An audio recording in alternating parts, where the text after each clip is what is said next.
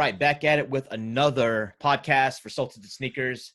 And I'm here with the role model, man. You, Parvez Ahmed from Diffused Congruence. I mean, listening to your show before, I was even I was not even in existence yet. So I want to appreciate you, taking the time to come on. We have all these offline conversations about podcasting and methodology and platforming and all that. And I just thought it would be just a great thing for folks to hear. Two guys, and I would say, is it safe bet to say you guys are the longest running Muslim podcast, as far as I know? Yeah, to tell you the truth, I haven't dug into the history, but that would probably appear to be so. Yeah. Yeah, and we're probably also the oldest dudes doing podcasts. Like, you know what I mean? Like, you said you started listening to me, or Diffused Congruence has been around before you were in existence. So I'm like a dinosaur here. But this may be one of those occasions where the student has surpassed the teacher, because you have mastered the art, my friend. You and your whole crew out there. Well, I mean, I'm pretty sure you're the longest running. And I first of all define podcasting as the form where you're having some kind of casual conversation, or it's one person in a monologue kind of speaking to an audience, but not a lecture. So when sometimes people say Muslim Central is a podcast, or like the Qalam Institute Sira series or Yasser Qadhi Sira series is a podcast, I don't think that's a podcast. I think that's audio that's captured from another platform that is then put on the podcast app. I don't know. More recently, like Sheikh Hamza Yusuf's sacred text messaging, right? Messages. Yeah. I don't know if you've heard of some of that. But I have. That's basically, him ruminating, reflecting on the tradition, right? So, but you're right. It's a monologue, right? I think that's but that would count as a podcast to me. So. Oh, okay. So then flesh that out a little. Yeah, I would. I don't think it necessarily has to be an interview style show, but I think that like when it's because he's making that for a podcast, right? Got it. More like when there's a lecture, or you look on Muslim Central, you want to pull up some old Imam Siraj al-Hajj tape and bust it out. I think that's how I'm a real stickler when it comes to podcasting. I'm like, I prefer the audio. I deal with YouTube. I know you guys are audio only, and somebody puts up some stuff on YouTube for you guys, but yeah, and I'd love to. It's just like unsolved mysteries. I'd love to find out who that person is. If you're watching this show or listening, but I want to thank you. We've thanked that person on the show. I know. But yeah, unsolved mystery. What are your thoughts though on audio versus video versus one thing solo? What are your thoughts on that? Or you have any thoughts?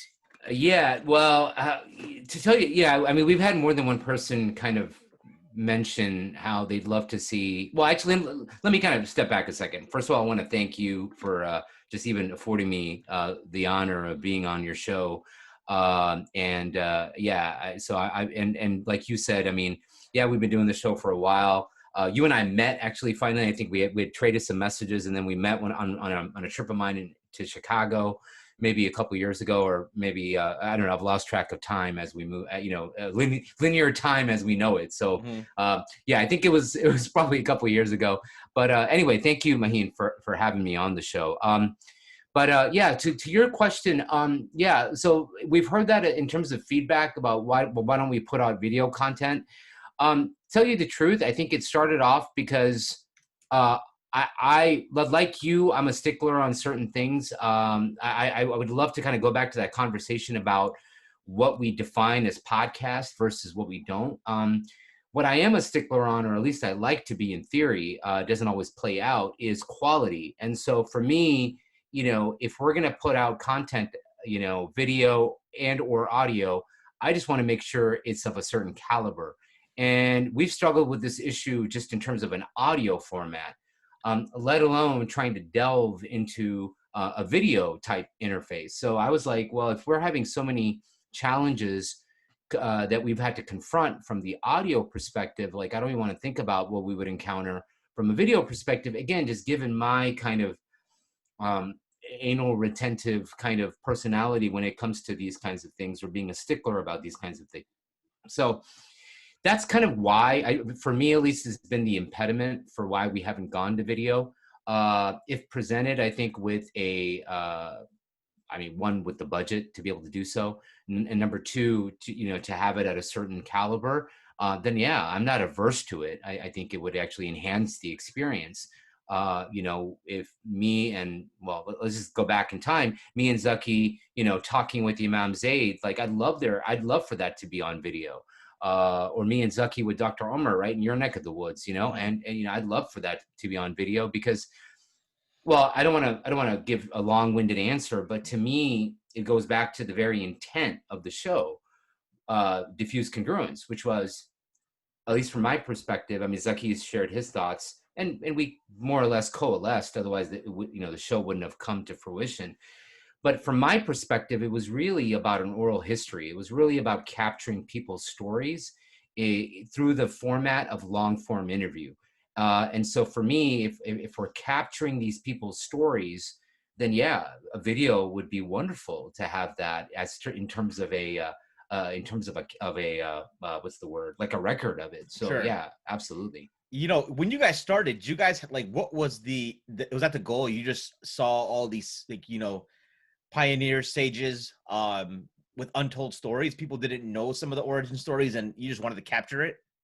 That's right. I remember as a graduate student in Michigan, one of the things that I worked on was an oral history project of capturing Arab American stories. I was working as a TA, and my advisor / the professor I was TAing for had me work on the project with her, and I loved it. I loved those experiences of being able to go in with a recording device. And then just sit with these people and have them share their stories. I can't tell how many living rooms in Dearborn I sat in, and just having people share their stories. So I really enjoyed that experience, and just from from my own personal, like not academic or professional background, my own sort of personal journey has been filled with opportunities to sit with elders, sit with people who are part of my family and community, and I've cherished those experiences throughout my life. And so for me, that was really the impetus. It was like, I want to capture these people's stories. We stand on the shoulders of giants. Let's capture their stories. And so that was my number one intention. I had a couple of other sort of intentions, which we can, discuss or not, but yeah, that was certainly for me, kind of a primary objective. I mean, because when I think of a project that's 7 years running, and I'm just like, because we were talking during the first height of the pandemic. Now we're in second wave, but it seemed like everybody was starting a podcast up back in like June and July. Remember? Yeah. And it's like, and I don't know how many will, how many have even flaked out since then? It seems like, there's like, to me, I was having this conversation with myself and Sim, who's the founder of the Mad Memlooks, right? We were having steak with Yasser Qadi maybe like 3 years ago, and he was asking us about monetization, like do we have a plan? And Sim was always like, no, he's very idealistic, like, no, we want to do it for the sake of God, and we want to keep money out of it, which I fundamentally disagree with, by the way. Which is one of the reasons I started my own channel. The capitalist. Yeah. And Yasser Qadi was like, listen, if you'll eventually burn out or something, because the volume and frequency we're putting out podcasts, we weren't making money, but it was like was it a hobby? But it was a hobby that we were putting a lot of time into. We were flying to conventions and recording like 6-7 episodes in a row sometimes. Like I'd be in I remember at the Texas Dawah convention, we were set up in this back room, or at ISNA in the booth, and I'm like, hey, bring the next guest in. And we're just going, and I'd be like skipping lunch. He didn't care. Yeah. But I think his Yasser Qadi's point to us was like, listen, because at the end of the day, if you could dedicate if this is what you guys really like to do, if you could dedicate everything to it, which should be able to replace your full-time income. And I think he hadn't thought about it. We thought about it since, but again, I think that's something that for me is a driving factor. It's always in the back of my head. because I want to at least have the option to have a separate source of income, and something people realize during the pandemic, you can't rely on a corporation to protect you. I think it's a thing of like, you have to figure out multiple ways. And I think there's so many angles around podcasting that people can monetize. It's always been in the back of my head. I'm not making any money, by the way, like, or barely a few cents or whatever, like 1 or 2 patrons I have on this channel, but that's always been the back. So for you, what do you think has been key for longevity? I want to say passion, and that's going to sound corny, but it's true. Like for me, at least, my wish list of people that I haven't spoken to outnumbers the people we've already spoken to in 7 years. So for me, it's really that passion. As corny as that sounds. But I mean, you are on the West Coast. You're in the Bay Area, so that's where idealism is born. Yeah, but I come by way of Texas, so I've got, right? I mean, so I'm a Texas boy at heart. But yeah, definitely living in California has had its share of influences. Yeah, so to me, I want to say, I mean, passion and frankly, I think in terms of and that's kind of an internal, if you will, factor to what I attribute to the longevity. But if I think of external factors, right, because we're guided by, are people listening? Do people care? What is the feedback? I mean, you're going to put out content, whether you acknowledge it or not, maybe even, that's certainly part of the calculus. So for me, it was like, so when I think about that, from that perspective, like in terms of the audience and the feedback and people listening, to me, that's still a driving factor. I mean, people still come up to us, and tell us how much they enjoy the show. Or, just today I was on this WhatsApp, I'm on a WhatsApp thread discussing politics, but whatever. The point is, we're discussing something entirely different. And somebody was just like, oh, by the way, went back.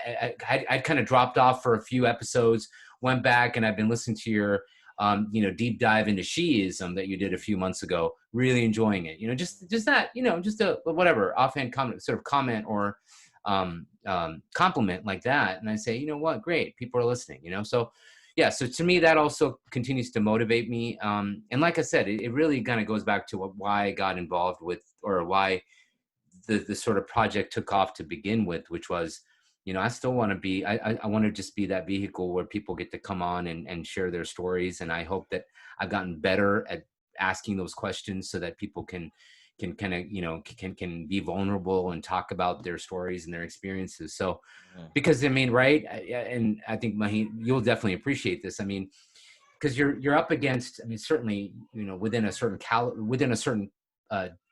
demographic of our show, i.e. the guests that we have, you're dealing with like kind of a tradition, a comportment, an adab, if you will, where, you don't talk about yourself. You don't sit there and talk about, what your accomplishments, and it's just, right. It's just not something that we do in our tradition. And so when you're sitting across from a great scholar or someone like an alim, and, you're asking them to talk about, things that, like I said, kind of get into that kind of territory, people are reticent to do that. But I hope that, again, we've been able to kind of navigate beyond that and still get people to talk about, their stories, without feeling like they're, you know what I mean? Like violating their own sort of comportment about talking about themselves. Right. So I'll tell you when I first came across you guys in around 2015. I think I've been listening to podcasts via Apple apps, or since probably 2009 or 8. I used to download the podcast to the old iPods. Like I had the iPod mini, like the freaking silver one with the screen, and then I had the Nano. And so I would download podcasts you'd have to download them from your computer to this iPod.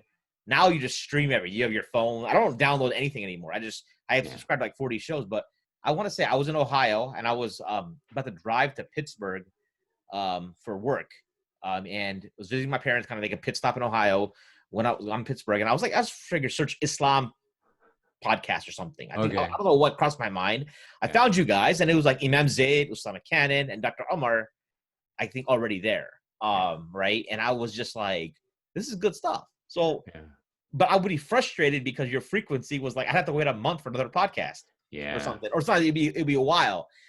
Is that something that like, sometimes I almost feel like you are in this kind of danger zone for his rhythm.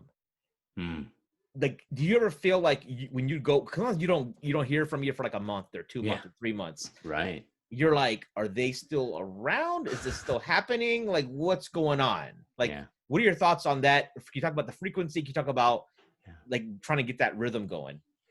Yeah, that's a good question. And you're right. I guess to tell you the truth, I haven't really sort of thought about it. But you're making me think about it, which is good. You're right. I mean, I think the very format. So the very medium, I should say, the podcast medium is fickle. And especially now when you have, you're dealing with a space that is, and I use this word in the most sort of Muslim, friendly, love for your brother, what you love for yourself kind of vibe, competitive space for downloads and listens, then yeah, you're right. I mean, you're dealing with an audience that is potentially very fickle. And if they don't hear from you for like a month or 6 weeks, they check out or they go to the next best thing or what have you. But yeah, so that's always been, I guess, if like I said, you asking me to think about this, I'm sort of thinking it through. That has certainly been a concern. I will say any of those lulls or those periods of infrequency or periods of delay have been the result of external factors, never by design. Like we don't do like a mid-season break or anything like that. With the help of Zaki, we've spun it that way, like in hindsight, like, oh, we're back from our winter hiatus. Like, okay, that's a great way to put a spin on the fact that you just were, missing in action for 2 months. But anyway, now I'm really kind of showing my hand.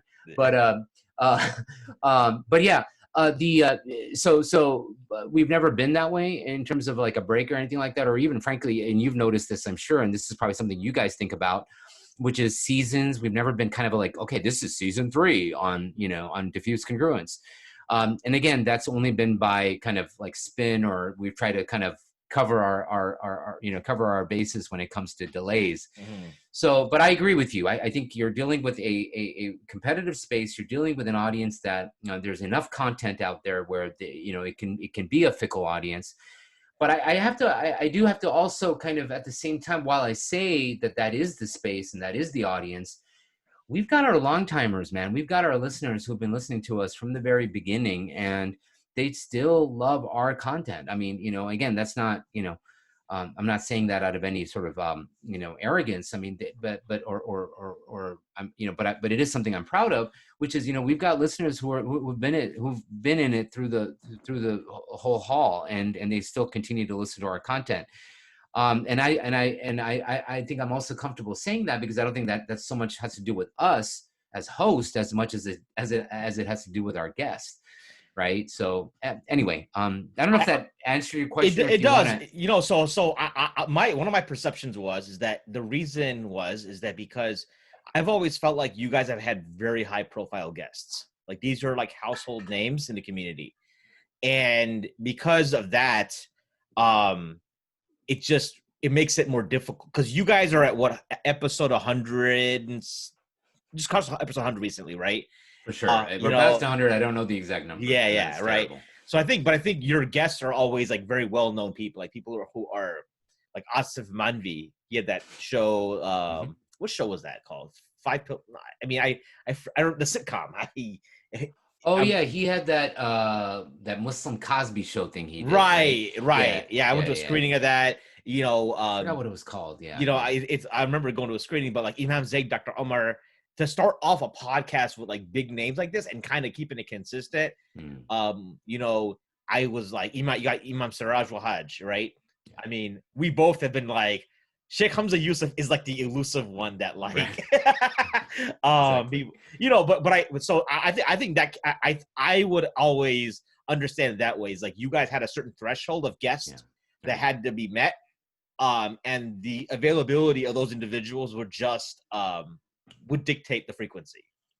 Well said. Yeah, yeah, absolutely. And I think that when you I think without even kind of intentionally going about it that way, yeah, you're right. I mean, once you give your audience, once you allow the audience to expect next week's episode to feature someone like a Dr. Oh, sorry, not next week, but next month's episode to feature someone like a Dr. Omar or a Dr. Jackson, Imam Siraj, Imam Zaid, you got to keep kind of upping the ante, right? It's like, okay, so you're right. I mean, that's kind of forced us to sometimes, has resulted in delays.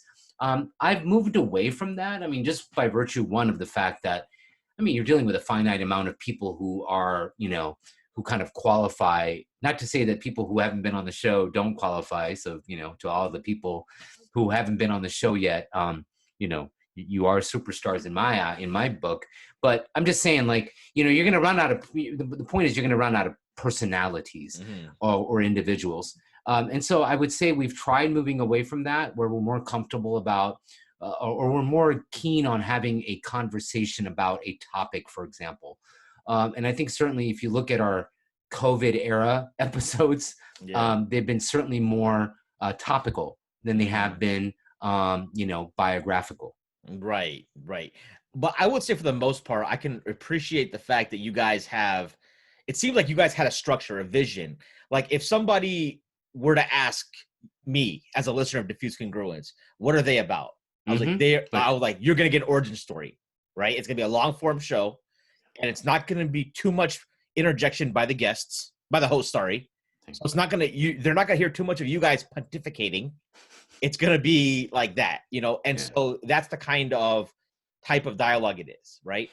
I think that when people ask what Mad Mamluks is, I think we always struggle. Like in the beginning, it was like, okay, if somebody would have asked me, I was like, yeah, we talk to people who are doing interesting work in the Muslim community. That's what I used to tell people. It's kind of evolved in a way. And we can certainly talk about that. And I was going to say, in the middle of that, I find myself switching hats here, like from guest on podcast to host on podcast. Because I have like 10 burning questions I want to ask you. So I'll tell you, first of all, like before we get into that, I'll tell you this. So I think I may have shared this to you before. I was approached by, a former member of the team when I was in an Arabic class with her. And back in 2016. So in the first, she was kind of telling us like, hey, this new podcast started up. You guys should check it out. And I told her like, because I was listening to, there's all kinds of, a bunch of sports shows. I think Tim Ferriss, some stuff for work to help me at work. And I was just like, I already listen to a Muslim podcast, Diffused Congruence. I don't have space for another one. That's what I told her. And Mad Mamluks that's just started, and I think but then I think I was kind of I was like the class clown, like a 35 34-year-old class clown in some Arabic class where there's teenagers in there too, right? And the teacher is like 21, and so he's like always doing face palming because of the stuff I said in class, right? So so one day she was like, you know what, maybe you should come on the show sometime.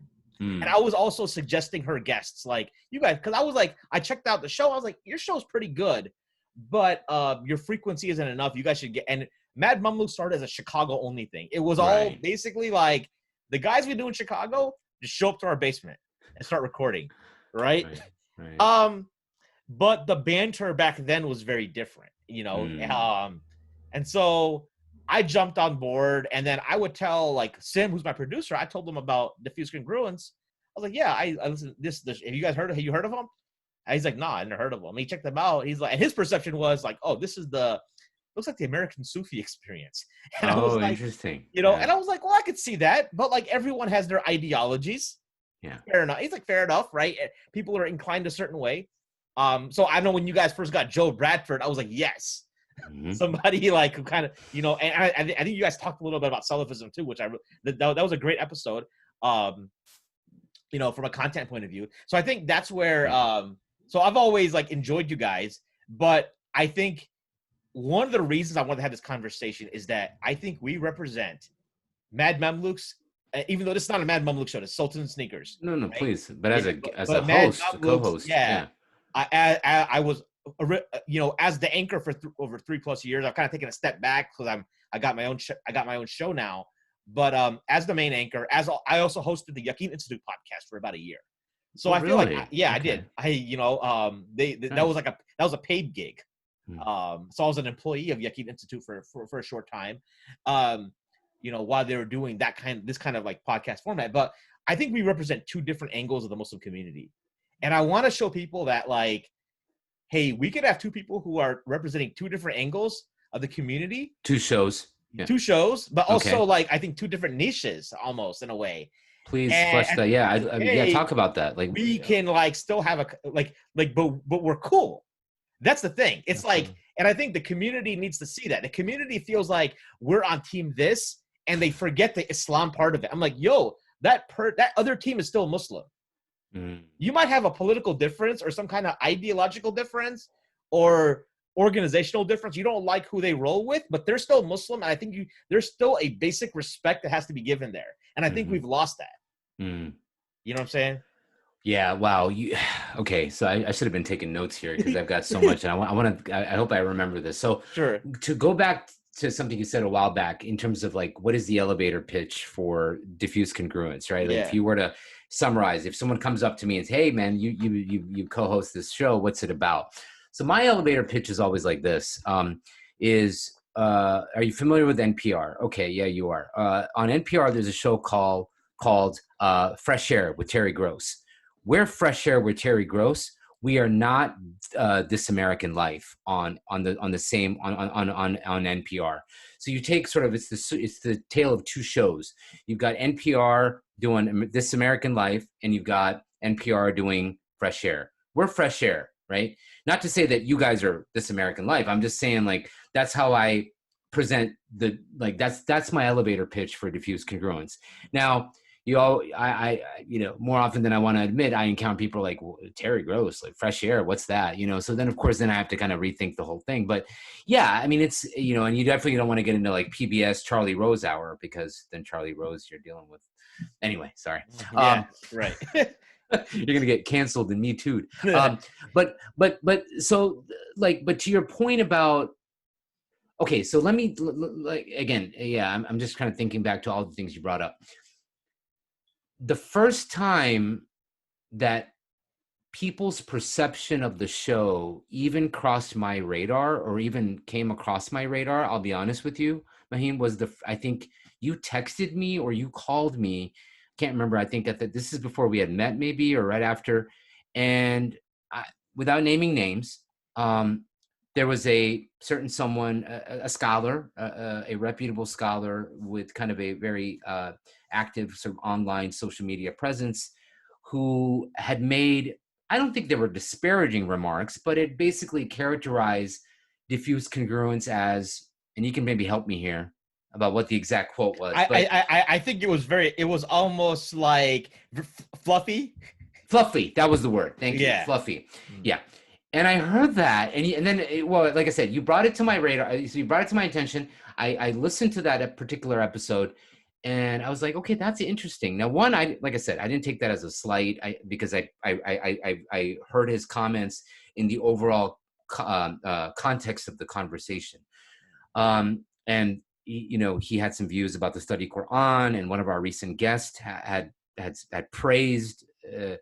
Had extraordinary amount of praise for the noble for the study Quran. I think that was sort of irked him a little bit, and then it was kind of like, yeah, fluffy.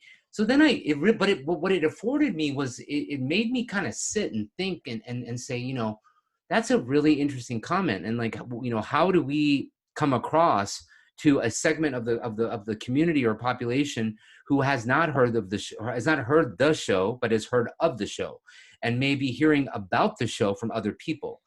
And so, I mean, frankly, it made me kind of conscious about, like, are we putting forth, like, are we basically showing our hand, as it were, with regards to what is our own ideology? Because my intent was always to keep that outside of the show. Like, it was never, I'll go on record right here as saying this, and I know I've mentioned this on Diffused Congruence, but we've never intentionally put forward a particular minhaj or a particular ideology or anything like that. We've tried to be as ideologically agnostic as possible. Having said that, yes, just by virtue of metrics, and if you look at, like, if you want to start making columns, and if you get a spreadsheet of all the guests we've had and you put them Sufi, Salafi, whatever column, yeah, you might see more checks in the Sufi category. But by no means was that intentional. It was kind of like, well, we have access to these people, and so it was, again, not by design, but by just in terms of who we were able to approach. So I do want to mention that. So and I hope that the show still remains kind of or maintains a certain fidelity to that idea, that we don't want to get ideological. I'm just as happy or I would just be as happy as having Imam or Sheikh Hamza on the show as I would Yasser Qadi, you know? And so, again, not by design. Now, what I would love to kind of talk to you about is, and something I think the last time you and I were texting and kind of led to this, hey, why don't you come on the show and we can talk about this, which is, where do you sort of self-censorship, like, in terms of where do you kind of draw the line as a show and say, yes, I'm ideologically agnostic, but I'm not going to give a platform to X, Y, and Z, right? Brother Fulan. Like, where do you draw the line? I'm curious. I'd love to have that conversation with you, but I guess before we go there, though, I want to make sure that you feel that we've adequately kind of talked about so the issues you raised. I remember the situation now. So just I want to say you were in a WhatsApp group and somebody had mentioned it. That's how you were had mentioned that. Oh, you're right. Thank you. Yes. Now, but I think you had I think we had not met yet, but I would comment on whenever you guys made a post on YouTube. If I really enjoyed the episode, I would comment on it. And then, and by this point, you knew who I was. Yeah. Right. Yeah. So I think there's already. And I'll be honest. I mean, you're the only host or how'd you put it, anchor of Mad Mamluks that I know. I mean, right. Personally. Yeah, but like again, not by design. I'd love to meet the brothers. I think Sim and Amr may know Zaki somehow because from Chicago connections. That's right. And to be fair, and I want to, just for whoever's listening out there, you've tried to make it happen. You've tried, when me and Zaki were in Chicago, you've tried even remotely. So it's not like, again, none of this is by design, right? We're not kind of, when you guys come into town, it's like very tight. Yeah. So I think it's, I think there's enough space for multiple Muslim podcasts. But I think everyone should have their own niche too. I think there's like, if people are doing the same thing, it's kind of pointless. Like if we were just do the same kind of interviews to the same guests, that's kind of dumb. Doesn't make a lot of sense. Yeah. But so I think that I forgot how it reached out, but I was commenting, so I felt like there was already a comfort level there. Sure. And since you knew I liked your content, and I was on the show where this comment was made, it was fair to like bring it up, and so we had a chance to talk about it over coffee and stuff. So yeah, I mean, for us, I would say the ground rule is always, we've never had a Shia person on. Okay. I think for us, the person could not have any like blatant red flags, like theologically. If that's kind of what it came down to. It was always like an unwritten rule. I think we used to have like some Shia listeners in the past. Okay. So we would sometimes we would try to be careful about that, but that's gotten by the wayside because my co-host Murtaza Siddiqui, aka Mort, popular known as Mort, is part of Sunni Defense League now, which is like has a lot of like anti-Shia polemics stuff going on. I haven't heard of them. Sorry, it's like another sphere. It's like, so you've always got like these like we're all very different hosts too, right? If I want to sum up, like I myself, kind of came into the Deen through the Salafi Dawah, and then kind of moved towards the more traditional Sufi orientation, you know, especially when I moved to Chicago, right? Yeah, But I'd be happy to share that as well. By the way, you know, yeah, I've again, just by virtue of how we've constructed our show, I don't get into it a whole lot. right. People, it seeps through in some of my, you know, as I'm sort of gushing with a guest or, you know, talking with a guest, it comes out. But I've always I've kept my own, as it were, origin story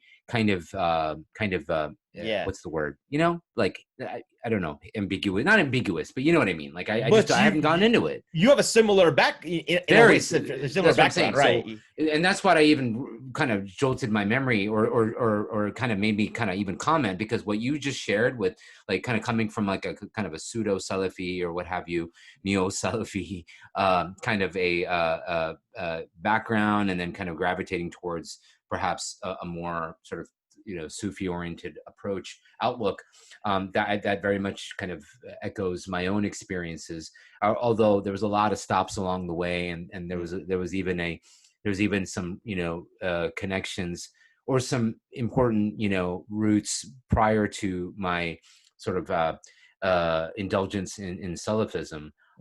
You know, and when we're on the subject of Salafism, and we've mentioned his name a few times, and I don't think he'd mind me saying this. Sure. I mean, you know, Yasser and I were contemporaries at the University of Houston. I mean, Yasser was, I think, maybe a year or two junior to me age-wise, but Yasser, being the very bright student that he is, was ahead of me academically. So younger by age, but older than me academically, and now older than me, you know, intellectually as well. But anyway, so yeah, Yasser and I kind of go back, and I've certainly had that history, you know, and you know, part of my, sorry, you were And gonna. that's old school Yasser Qadi. That's like That's what I'm Salafi saying. Yasser Qadi. I'm gonna date us. Yeah, I'm gonna yeah. date me and Yasser again. I hope he doesn't mind. But you know, I started college in 1992, and so Yasser and I think overlapped for 2 or 3 years, right prior to him moving to you know, Jamia Medina. So before you moving to Medina, and my indoctrination, if you allow me to use such a kind of loaded term, into the Salafi Dawah, came by virtue of MSA halaqas, brothers only, but Yeah. MSA halaqas that Yasser would do Yeah. at the, you know, in the basement of the university center, because that's where Yasser worked a part-time job, and you know, he could be on duty, as it were, and at the same time, you know, we would have this halaqah setting. And I'll even say this, and again, you know, I remember after like a year or 2 years of, like, you know, constant weekly halaqat, you know, we had an exam. Yasser gave us an exam. He was already kind of, you know, sort of fertilizing his academic credentials back then. And I got the highest score and of the exam, and the prize, and I put it in air quotes, the prize was that whoever got the top 2 scores would be allowed, you know, you would have the imprimatur of the MSA to be able to give a khutbah. But anyway, sorry. So that's just, yeah. So, I mean, but you know, anyway, that was the MSA U of H, you know, University of Houston undergrad days. I mean, prior to that, I was really involved with Minna, and I grew up in Muslim youth groups in Houston, Texas. But anyway, yeah, I mean, I spent many, many years of my life fully entrenched in the Salafi, in Salafi Dawah. I spent time in Boulder, Colorado, studying with Mashayikh, and so, yeah, I mean, all of that is there. Yeah, I mean, the name you mentioned Boulder, Colorado, Salafi Dawah. That's Jamaluddin Zarabozo. I mean, who now I believe is in Sacramento. I haven't crossed paths. I actually have met. I met him during the Umja conference a couple years back, and this is post Salafi. But it's funny because when Sheikh Yasser introduces me to like some of his colleagues now, he's like, this guy back in the day. Because when I first met him, I was grilling him about because I was a Madkhali Salafi. Okay. Right. So people sometimes, one thing that annoys you have a lot of brothers, it's not mainly brothers who will say, I used to be Salafi and then I kind of saw, you know, but I don't understand but then their version of Salafism is very like not like I give credence to your version. I authenticate your Salafi experience. Thank you, sir. You Thank know, you. but like I think a lot of people don't, and I think No, like just from a timeline, dude. I was Salafi pre-IANA QSS, right, days. yeah, And then I lived through and was getting out of the movement by then, but I was very much part of the community and aware of the whole what went down between IANA and QSS. But the version, if you will, or the time period of Salafism that I was introduced to was pre all of that, man. So yeah. For me, I was mid 2000s, Troid, S Pubs, that Mudcully Salafism, right? Yeah. And then Yasser Qadi, I first met him in 2005, pick him up from the airport in Columbus, Ohio, and I'm grilling him about all these like Sheikh so and so said we shouldn't take from this person. So what do you think about that? And he's like, oh yeah. So he brings it up. So he introduces me to Jamaluddin Zaragoza. We're eating burgers, and he's like, "This guy right here." When I first met him, he picks me up wearing a turban and a thobe from the airport, and is grilling me about like the Sheikh. Sheikh. I saw this recent fatwa by Sheikh Saleh Al Fawzan. He said this. And I was like, and so Jake Jamal. At this point, they've heard it all, right? They're just kind of like amused by it. That's cute, But yeah, but I think go back to your original question is that we don't have like at least and I'll tell you when we first started, anybody that wanted to come on the show, we let them on. Yeah. So. It was pretty much like we just got volume. Like, I would think of somebody. I would think like we have a mutual friend. He probably dressed you today, Usman Aslam. Now, he makes so yeah. So I would be like, Usman's an interesting guy. Shout out to Usman, man. Yeah. He's an artist. Yeah. Right. So I would hit him up, and he had never done a podcast before, but I'm like, I didn't care. Like, bring him in. There's people like, Mike Slice from, at the time was, he was with Leaf Chicago, good friend of mine. I was like, this guy would be perfect. Bring him in. And so we would just start bringing these local guys. What happened was I had this Rolodex of people, and sometimes they were sometimes there were people that would bring in, and it would be, you just happen to mention two people who I know personally, but we haven't had on the show, and now I'm starting to feel bad. Yeah, again, not by design. So right. Mike, it's only a matter of time, and Usman already knows this, but it's only a matter of time. But anyway, sorry. And Mike's been on my show twice. Wow. Sultan and Sneakers. Wow. So between Mad Mamluks and Sultan and Sneakers, he's been on 3 times. So I think it's just like, dude, Mike is a soldier, man. Yeah. Mike is, yeah. So that's how we would do it, right? But then we would get feedback. So one of the things that drives us is our audience participation via social media, especially Twitter and now YouTube. Yeah. We do almost none of that, as you probably are aware. So how are you getting feedback from your audience, I guess? That's great. Yeah, we're old school. Well, not snail mail old school, but email old school. So yeah, people hit us up on diffusecongruence@gmail, Okay. Sorry, didn't mean to make a plug. It just comes out.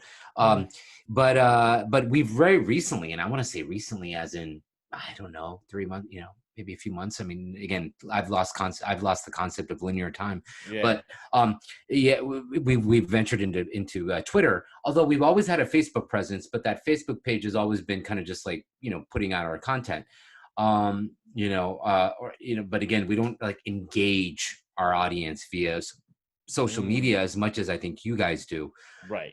Which is, I think, something I've always, in a very halal way, been envious of. I think you guys do a really great job of doing that. I would love to do that, but like I said, at the same time, I don't know if it fits our format of the show. But I mean, but I would really love to kind of go back, Maheen, to kind of talking about something we almost kind of put a pin in that conversation and we didn't kind of pick it back up. But, sure. We were talking about like, applying, pre-filters and culling the kind of guests that we have on the show and what goes into that methodology. Yeah. And so you were kind of stating how, and by design, right? And I don't want to speak for you, but or Man Mamluks, but by design has been a Sunni kind of centric show. Now, but within that, now obviously, as you know better than I do, that even within sort of American Sunnism, let's call it, you've got obviously many, uh, Branches or branches. There you go. yeah. Furua. Yeah. So get into that maybe, like within that sort of uh, microcosm of the community, how selective are you there? I don't think we really are at that point. I think if someone is, so if you want to talk about like Salafism, Mm-hmm. we've had people like Imam Shadid Muhammad, from Medina graduate. Um, I think there's other local shayukh who have come on. There's his brother Abu Mujahid, who was a jinn exorcist. Um, most of my colleagues, I think, have like a lot of the teachers in Chicago have some. If you're not Dio Bundy, you kind of have like some inclinations in a way. So that was a natural fit. Mm. Um, so and then on the traditional side, you've had like Dr. I think Dr. Shadi Al Masri is the one, and I think he's the one that opened up a lot of the eyes for my like Sim openly admits that he had a pretty um twisted view of what tasawwuf and Sufism was until we got Dr. Shadi on, and then he Yeah. kind of saw like a Yeah. different angle. Right. Obviously the Zaytuna crowd, we've had Sheikh Abdullah Hamid Ali, Dr. Ali Atai, the Al Maghrib, we've had Yasser Qadi, Imam Suhaib Webb, Dalia Mogahed twice now. So I think within Sunniism, it's been pretty broad. We've even pushed the envelope. People who are even on a more liberal end, like Dr. Sadia Yaqub. She was on the Fitna episode because she was one of the feminists in Islamic troublemakers of North America. That's a group. That's like a real legit group. It's a Facebook group, yeah. Okay. The Facebook group, but like that was more of a contentious show, to be honest. But again, I don't think I think for us the bottom line is now we'd be willing to engage anybody if they want to come on the show. Okay. But the guest has to be it has to be interesting as well. Mm-hmm. Because some people, like, I'm not afraid to say it. I don't tell people to their face because it's just it's hard for me to be a jerk like that. I will try to make something up. But if I viewed their content and they look to be very boring, or if Sim, he's the ultimate at the end of the day, he's got the creative control as the producer, determines to be, and he's his tolerance for boringness is tighter than mine. So I might let someone through, but then he won't, kind of thing. So then I would kind of invite, his perception and his perception may be flawed, but it is what it is. He's the boss. If he thinks they're not gonna be boring or not entertaining, then he won't let it on, right? Right. Would you have someone on who, like, for them, their Muslim identity, or, like, isn't central to who they are? So like you mentioned Asif Manvi, the episode with Asif Manvi. Yeah. Now he might be filtered out just by virtue of the fact that I don't think he identifies as a Sunni Muslim, let alone. Yeah. Well, I'll just leave it at that. Right. But he certainly doesn't identify himself as a Sunni Muslim. He's not. He's like a Bora Muslim or something. So he would probably be filtered out. But as an archetype, as like, again, just, would you have someone who happens to be an artist or a musician or a comic book editor, right? We've had someone who was a senior editor at Marvel Comics. So their Islam, and again, I don't want to cast aspersions. We didn't have them on because their Islam is central to their identity. We had them on because they were chief editor of Marvel Comics. So someone like that, for example, would that be content you'd have? We have had that. We've had it. We had, because my co-hosts are MMA. They love MMA. So there was a local MMA fighter. There you go. We actually had two MMA. The first MMA fighter we had on, like Ricardo Lamas from like 2016, he's not even Muslim. Okay, yeah. So that's just the guys who are just in the MMA. They brought on the MMA guy, and they talked about whatever they talked about. The recent guy was a guy from like Uzbekistan who, like, I think is not really practicing, to be honest. That's what we heard behind the scenes. But so if you don't mind, yeah, like, let's MMA style this. Like, let's like wrestle with this idea then. Non-Muslim, okay, because you're there to talk about a topic, but not like like, I'm just curious. Not she, because I think that people have a like a Shi'i, for example, probably because I think it's easy for people to distinguish between non-Muslim and Muslim, right? Okay. Clear. But Yeah. like, Fair enough. so I'll give you an example. Like I really enjoyed your David Coolidge episode. I publicly admits that. Oh, you did, and I thank you for Facebook that posted shout it, out. right? Yeah, no, That it was was great. I really enjoyed the show. A lot of people I talked to, they were like, no, but it clouds the thing. But I'm like, to me, I'm not thinking about being Shia now because of David Coolidge. I just liked that he was raw and it was emotional, and it was that I like the story. That's what do you want me to say? Yeah. Right.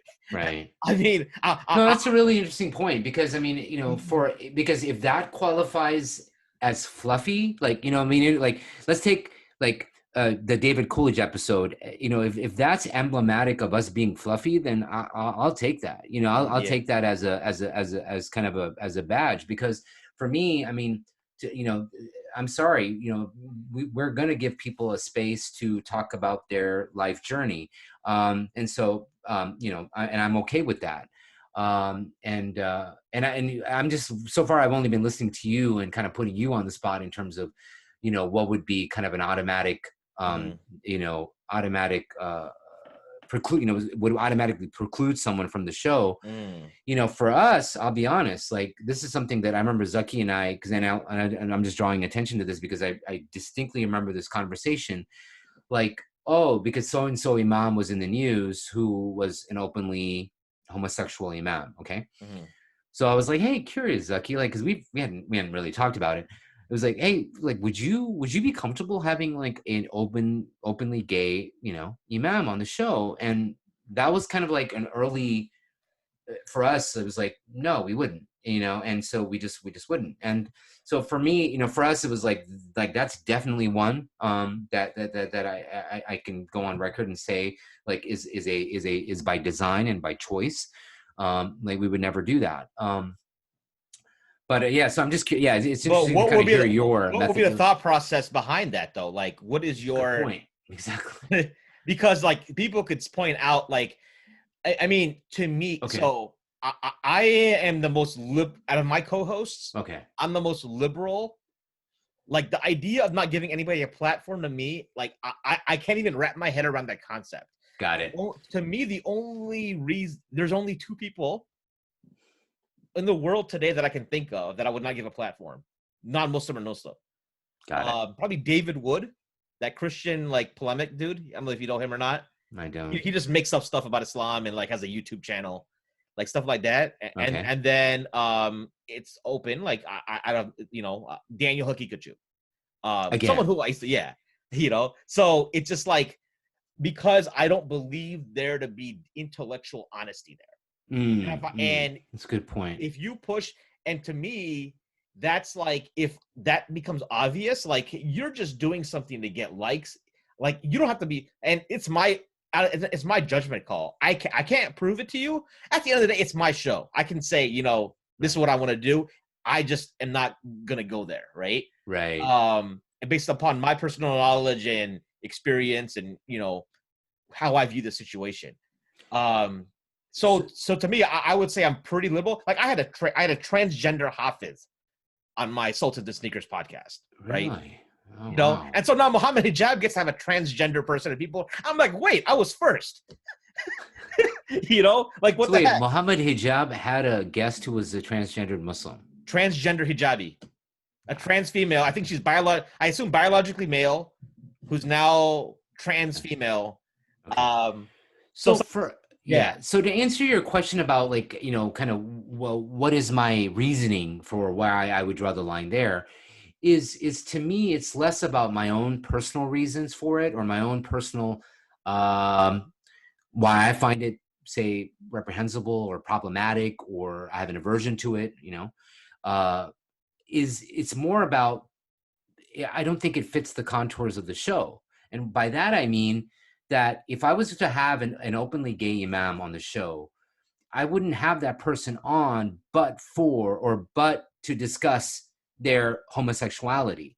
Like, unless, I mean, I don't know, like, I can't think of an instant. Like, I'm just giving you that particular case But like, so by virtue of that kind of analysis, like I wouldn't have you on for any other purpose than to talk about how you, and I don't mean obviously you, not you, but how you, Mr. Imam, or Miss Imam, happen to how do you jive Islam with your sexuality? Mm-hmm. So for me, if I'm not going to have that conversation, because I don't find that particularly an interesting conversation, at least, or put it this way, I'm not saying it's not interesting. I'm not interested in engaging in that conversation. Let's put it that way. Sure. So for me, that's the creative control. Like it's just based on what I think to be an interesting conversation. Now, tomorrow, I would imagine a scenario where you have like 10 people or 20 people who write into us, maybe even people who listen to me right here, right now, and say, hey, Parvez, like, we think it'd be really interesting for you to engage in a conversation about homosexuality in Islam, and bring someone who identifies themselves that way. Then maybe I would consider it, only, but having done my homework and having kind of really then made it very clear, kind of the opposite. For those who've heard the episode with our Shia Imam, it was the opposite approach, which was it was made very clear, both off mic as well as we made it clear on mic, that we were not going to be engaged in polemics. Like that wasn't the purpose of the show. The purpose of the show is really just to, allow a Shia Imam to present their side of Muslim history, let's say, right?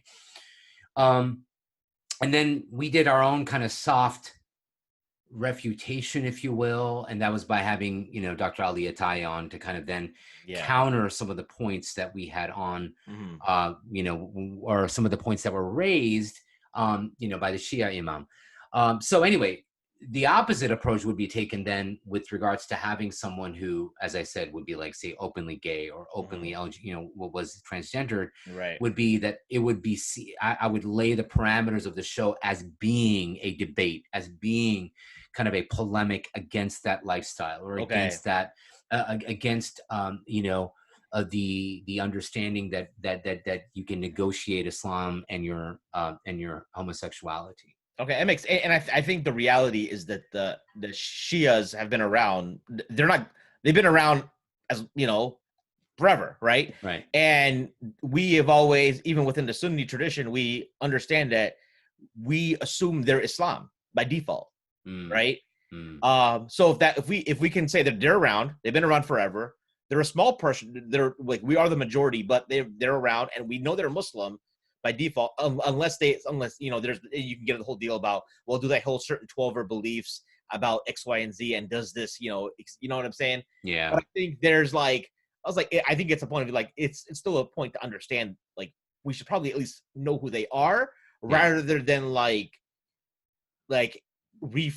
using a polemical argument where we're kind of phrasing it that way. And I think that's where, let them at least speak on their behalf, right? Yeah. Right? They're not going anywhere. Whereas with I think the LGBTQ thing, I think it becomes like, because there's so much more now with it, as far as like culture wars and impact in, like, if you just it's just like very, very topical. It's a real hot topic. It's a real hot button issue. I mean, both within the Muslim community and without, and without. What's interesting, like, I think one other thing that led to our getting on mics here was, we were talking about this idea of, like, again, this kind of talking about where we draw the line, what would preclude someone from being invited to our shows or our platforms. And I've wrestled with this, which is, and I'll give two examples. One example is, we've had guests on the show who were invited to talk about, in some cases, either their own kind of origin story, but also maybe talk about their writing or their ideas on politics, or what have you, but who have very problematic associations when it comes to the MLI, right? Right. Muslim Leadership Initiative. So we've never had them on the show to argue or to even comment on why they are okay with being part of the MLI crew. And so I wrestle with that because I don't know if that's being intellectually honest. I don't know if that's being, or that's of a disservice to our audience Mm-hmm. by not asking those questions. Mm-hmm. So I'd love your thoughts on that. I mean, because you probably know exactly who I'm talking about, Yeah, right. Right. So how do you, like, what do you think about that? I And again, mean, please be candid. Like, you're not going to hurt my feelings. like I am not in general, my take is always engagement is better than no engagement. There you Okay. go. Right. So first and foremost, so like fundamentally, I don't have a problem personally with people talking to Zionists. I think the problem came about is um how it became like a vacation and it was framed a certain way, etc. You know, I was like, listen, if you talk to Zionists, just meet them at your church in Chicago or San Francisco or whatever, right? Or wherever big city you live in, New York. You know, why do you got to go in a big, you know what I'm saying? Like, it's kind of like when I engage, like I talk to these Pentecostal Christians that they say Islam is evil. I engage them, but it's like on, like, it's, I'm not getting a perk, you know what I'm saying? And so there's like this kind of like, and there's all this other stuff that could may possibly go on with the trip, etc., where you're framing something a different way with, you know, so number one, I'm for, so I don't have, but it's not like MLI for me is not like, everyone has like certain things that they are really passionate about, right? Mm-hmm. I mean, someone who I would like to get on my show at some point, maybe you guys can, Sana Saeed, a journalist, I mean, she's the one that really brought the MLI thing to light, right? Yeah. Like, that's the, you know, for me it was her and Jack. Yeah, right. Sorry, Jonathan Brown, Professor Jonathan Brown. Yeah, I know him. Yeah. Right. So I think that's where so they're obviously very passionate about it.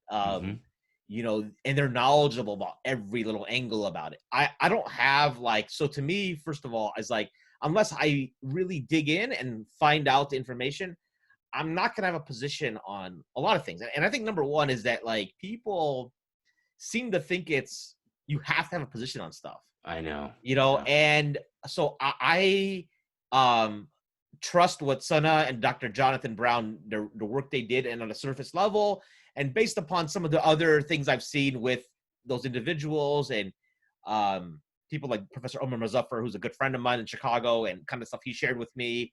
I'm making taqleed that they're right on MLI. Got it. Yeah. Now, how would the Mad Memluks probably bring them on? Probably not, because on that issue, they are, because understand this, that my producer Sim, you know, because his background, my background, because of like Salafism and that traditional Sufism, I'm a stickler on like Aqidah. Mm-hmm. You know what I'm saying? Like, theologically, they have to be, and I'm pretty broad as far as Sunnism goes. I believe that Salafiyya is still within Ahlul Sunnah, as is traditional Islam, madhabs, you know, that kind of thing, you know, madhab, no madhab, right? When it comes to things like Ahmadiyya or Qadiyya, you know, Ahmadiyya, no way. Yeah. Like, don't, like, I would not even think twice about not having them on, or not giving them a platform. Exactly. Or someone who's like an openly murtad. Well, apostate? Unless it was known to be a polemic thing, right? Gotcha. Like that kind of framework, like a back and forth, and that wouldn't be me. We would put Mort on him because he's our bulldog, and we let him loose. But I think that's kind of, but Sim being he's from Hizbut, he kind of came into being through Hizbut Tahrir. He's very open about it. That's very politically motivated. Yeah. MLI, CVE, these things, like, no way. Gotcha. So anyone who, see, this is where, right, it becomes kind of an issue, or like, again, where I wrestle with it is, well, I'm not going to have this person who may be accused of having ties to CLE or having problematic stances on CLE. CVE. Sorry, CVE. CVE or MLI. I'm combining. Right. I'm combining. Yeah. And I'm also, as a lawyer, you know, CLE is like continuing legal education. Sorry. Okay, sure. But anyway, so yeah, CVE as well as MLI.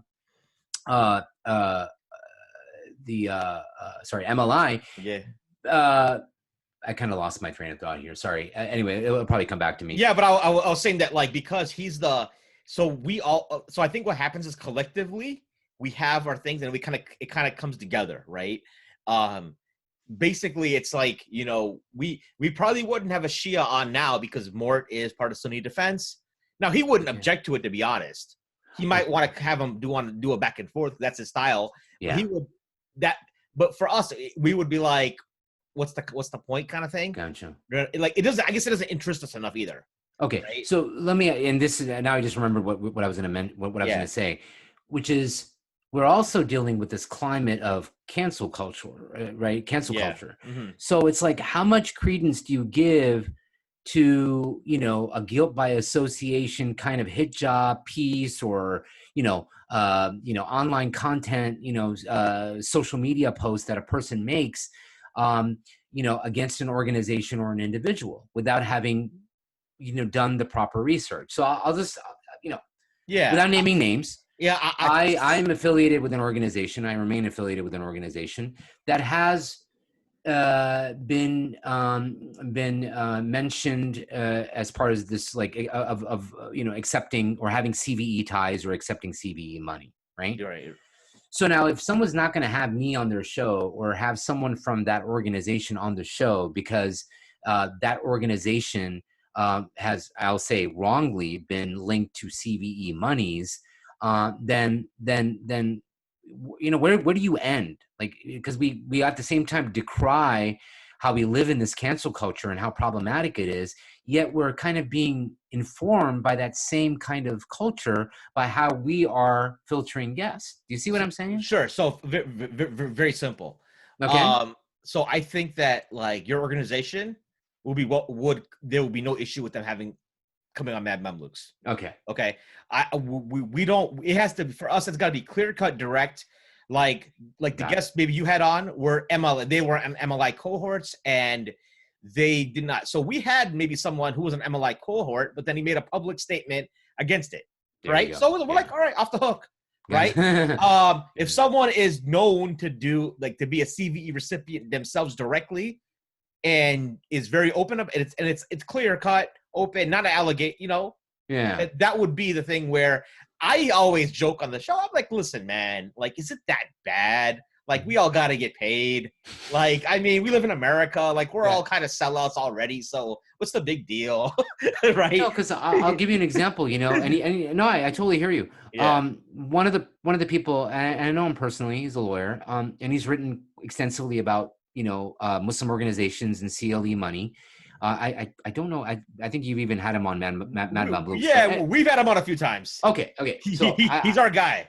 I'm reticent to mention names, but if you want to mention names, I'm not going to stop you.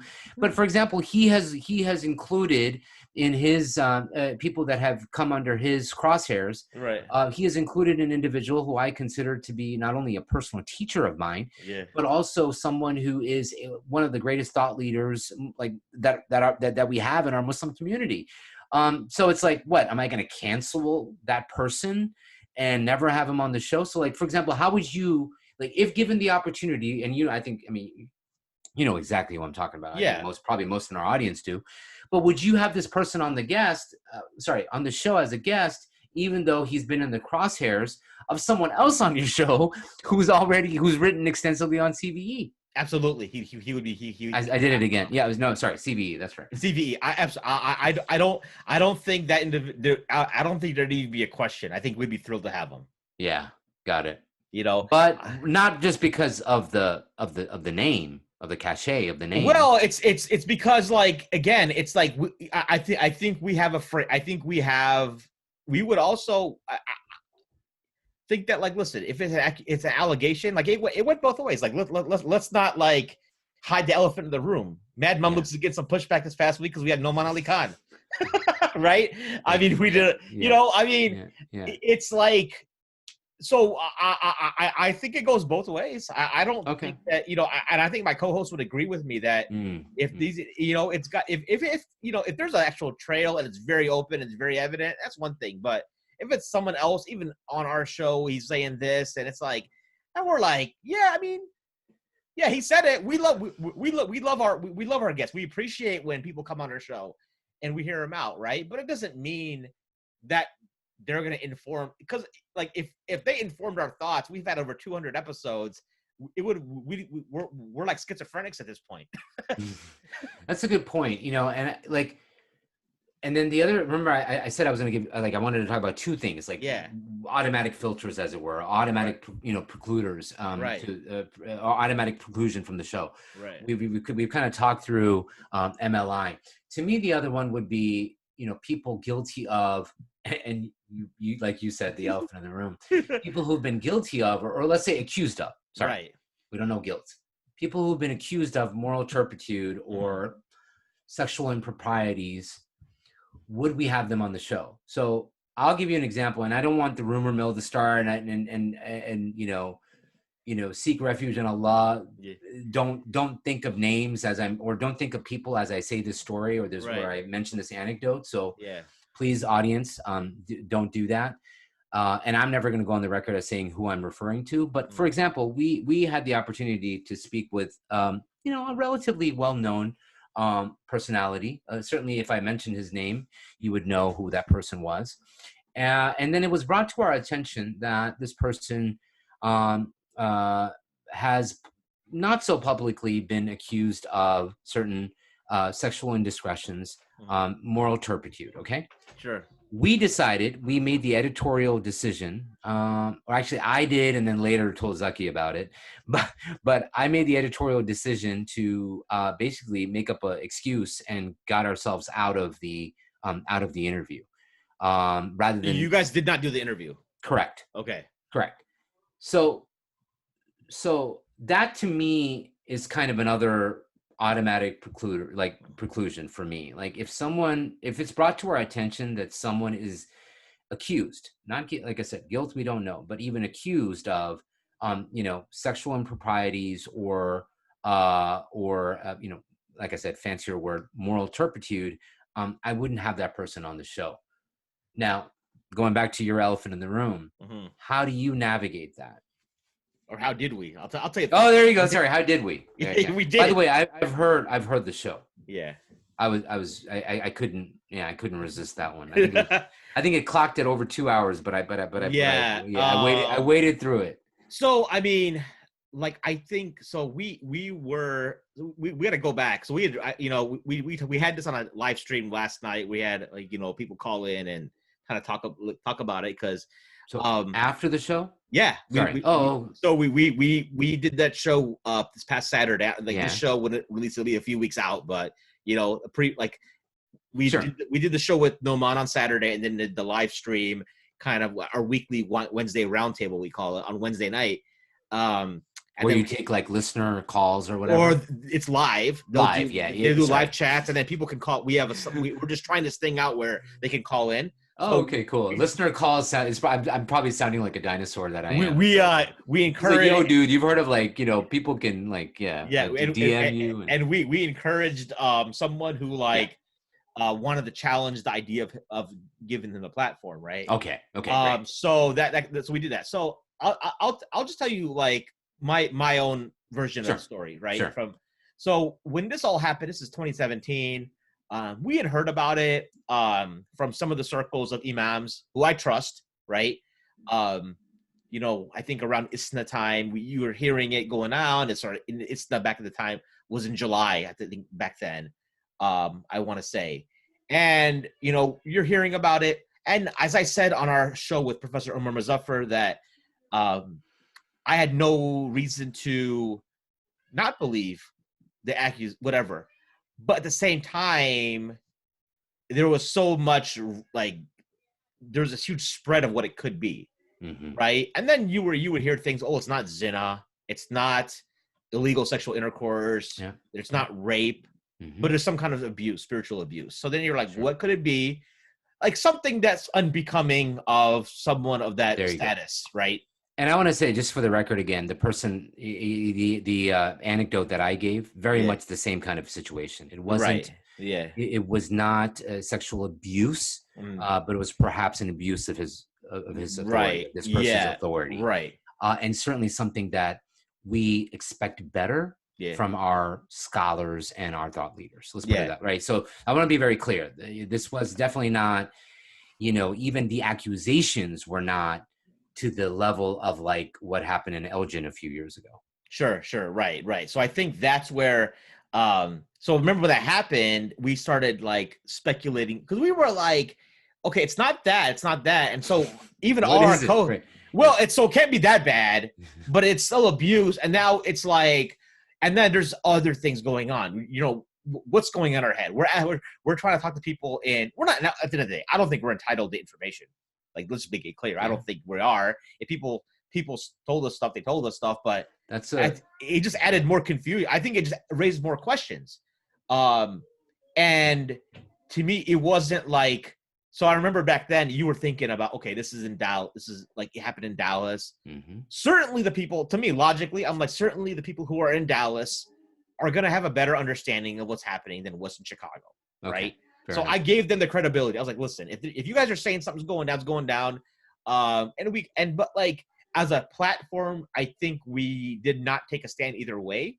I felt like, we did some dumb. We brought, like, there was a show that was done with Daniel Hakikachu to speculate on some stuff, and that was like pointless because you got somebody who's like, you know, gonna pontificate, who has no information, and is just talking about it in theory, like why, you know, we should be hiding the sins, you know, whatever, right? And I sat that show out purposely. I mean, I was like, that just doesn't sound like a good idea at all. So I personally just did not go on that show, but you know, at the end of the day, the guys want to have, they have it, right?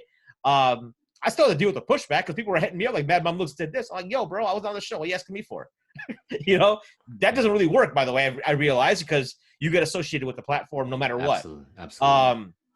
And then we had Professor Omar Muzaffar on, and he could say as much as he could, but of course, little legal things we couldn't, right? I think at the end of the day, we were kind of like, and I think, and we had, you know, we had Omar on the show, like just weeks after that story broke as well. Sure. And we had already had Dr. Ingrid Mattson on the show, not to talk about that, but I know later, you know, obviously she was involved in that. But when she was on the show, she did talk about this idea of spiritual abuse. And then I think we followed it up months later, albeit, but we followed it up with a conversation with one of the founders of In Sheikh's Clothing. Yeah. Right. Right. So I think for us, as at the end of the day, it's been a few years passed by.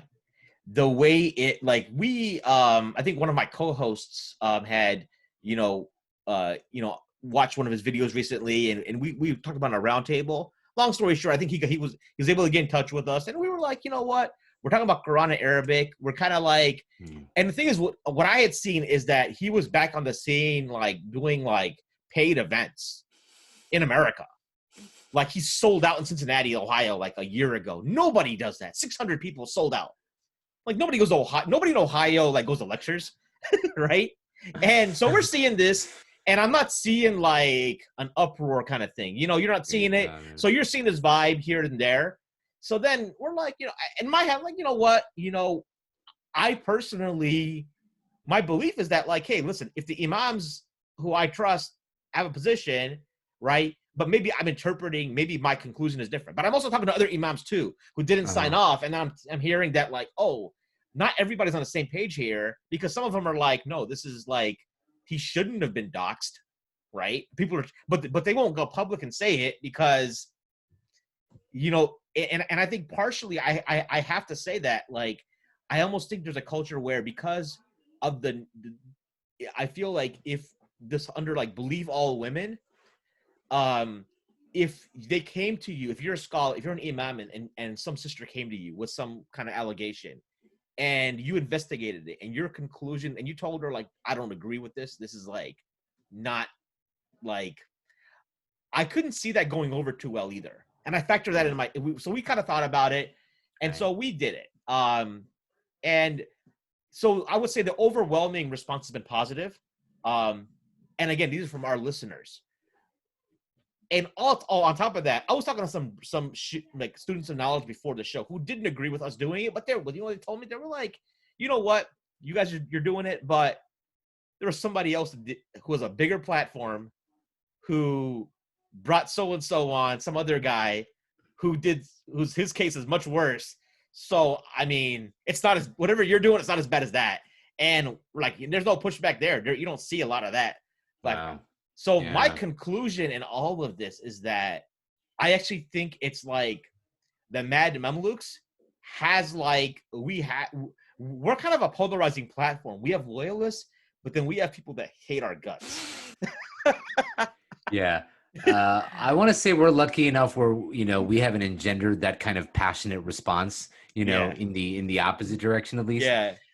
People, yeah. I mean, alhamdulillah, like Yeah. I'm not going to Right. complain about, I'm not going to complain Yeah. about that. But I That hope I might change answered. after they hear me on this show. No, I'm joking. I hope I answered the question, but that's kind of the You thought did. process, You you did. know. Yeah, and to me, another cognate of that is, or a cognate of the conversation we're having is, what about guests you've had on in the past? And I think you mentioned one of them in particular who, at the time when you had that person on the show, he was like free from controversy, but now he's like knee deep in it, right? He as being a provocateur and so on. Mhm. But like at the time when you had him, he didn't have that kind of reputation. He hadn't been kind of called out for his very problematic being a sort of provocateur.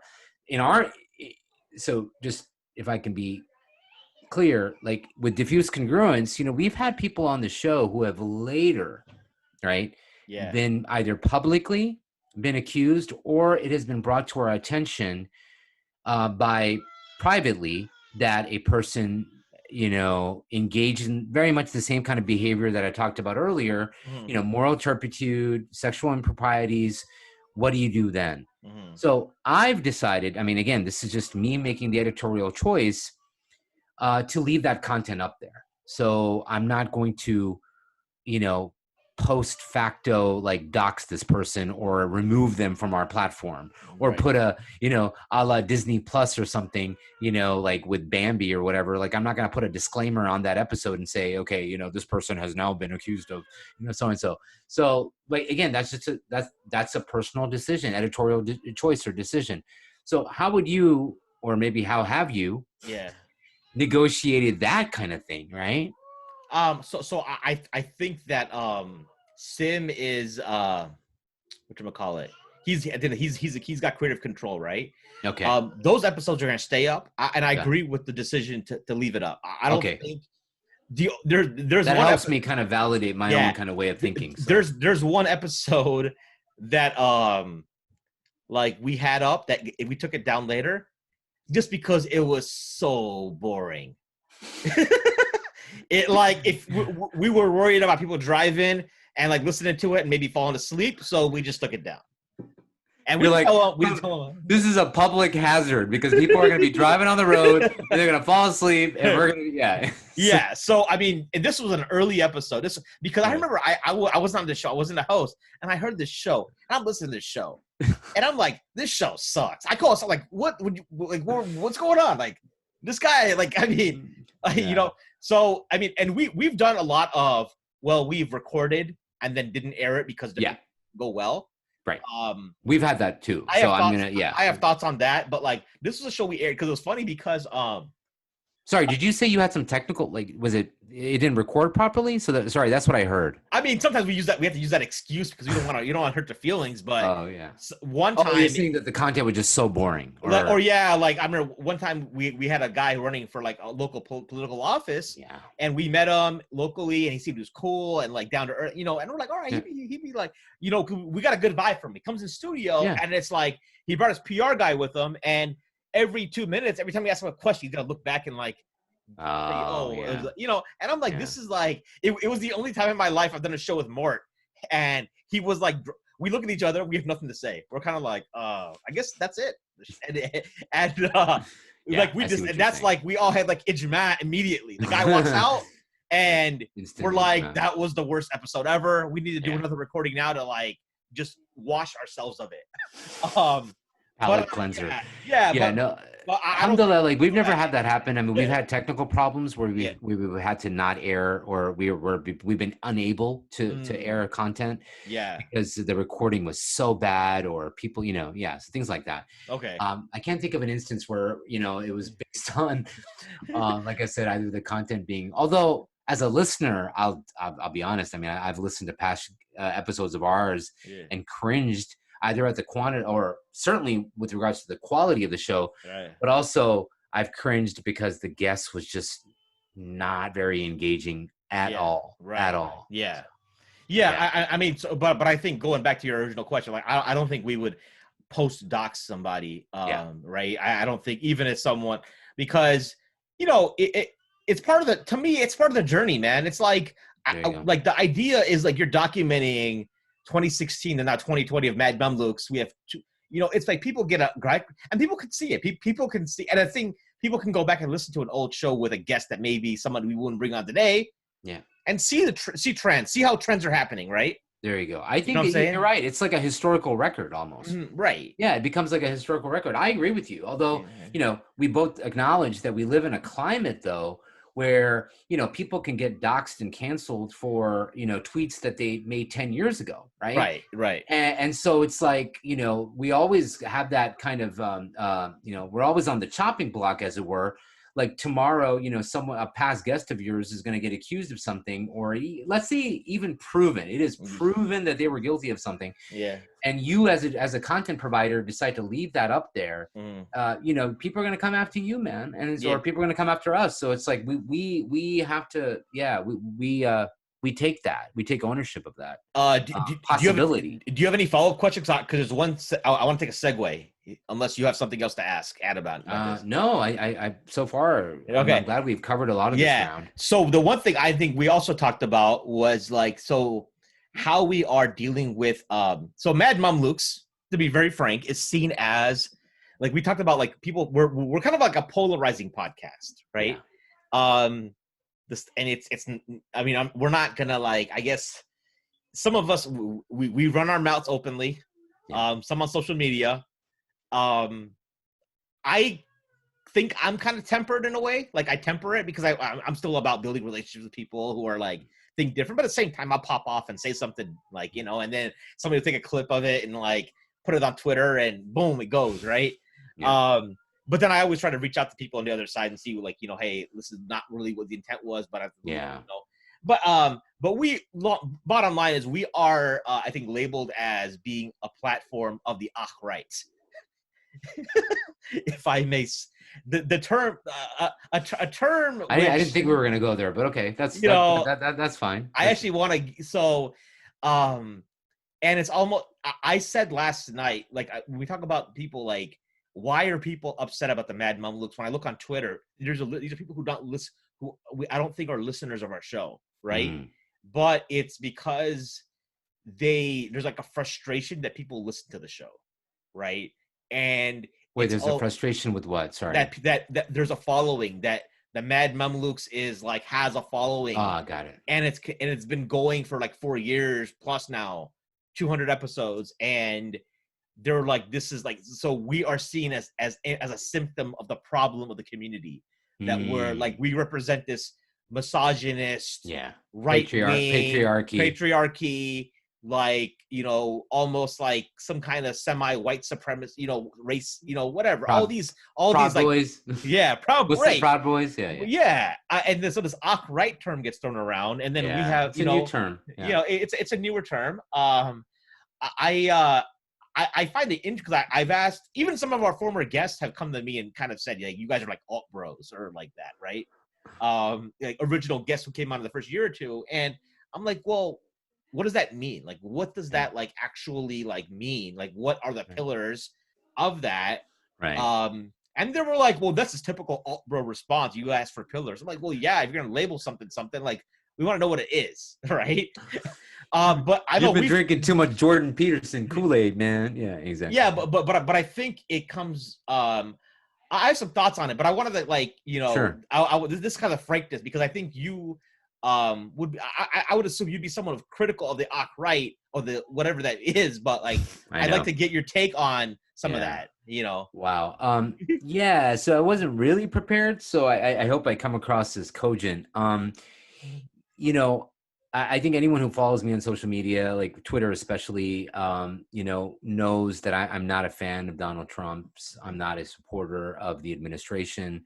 And, I have certain problems with the modern Republican Party.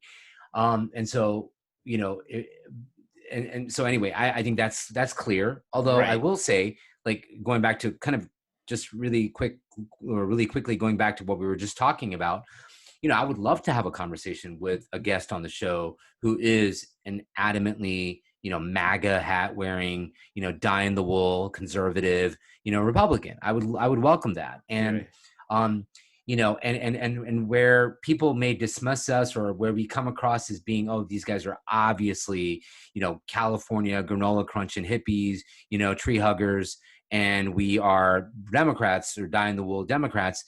I've cringed in those moments, because that's never, I don't want the show to be about that. And so, for example, we recently had a political commentator on the show, and it became clear that this person was kind of a Democratic operative, as opposed to just being kind of a political commentator. And so I almost wish that, we would have either had like a chaser to that episode where, if you will, like barring a expression from modern kind of parlance, like a chaser to that episode where we would have had someone on who would have been quote unquote a Republican operative, But anyway, that's all 2020 hindsight or whatever. But anyway, going into your question now, first of all, I think it's really, to me, what exactly constitutes the Akh-Right, or the Akh-Right, or whatever you want to call it, alt-bro.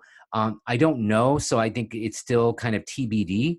To me, again, the way I see it, now this is where I kind of, okay, this is Akh-Right and this isn't Akh-Right.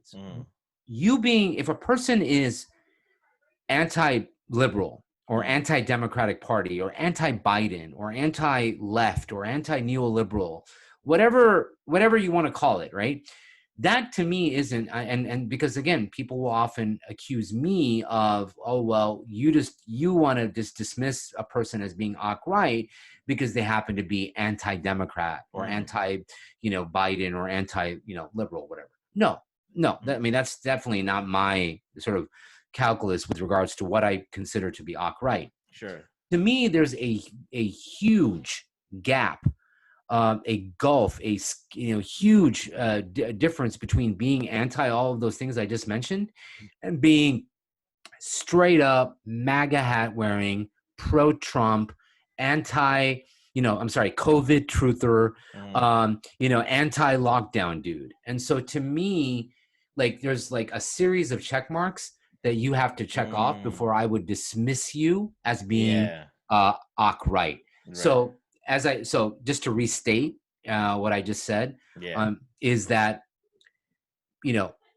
Trump, like, as in I don't support Trump because he's, anti-left. I support Trump because I agree with his policies. I agree with him being, him trolling the libs, the utter chaos and so on.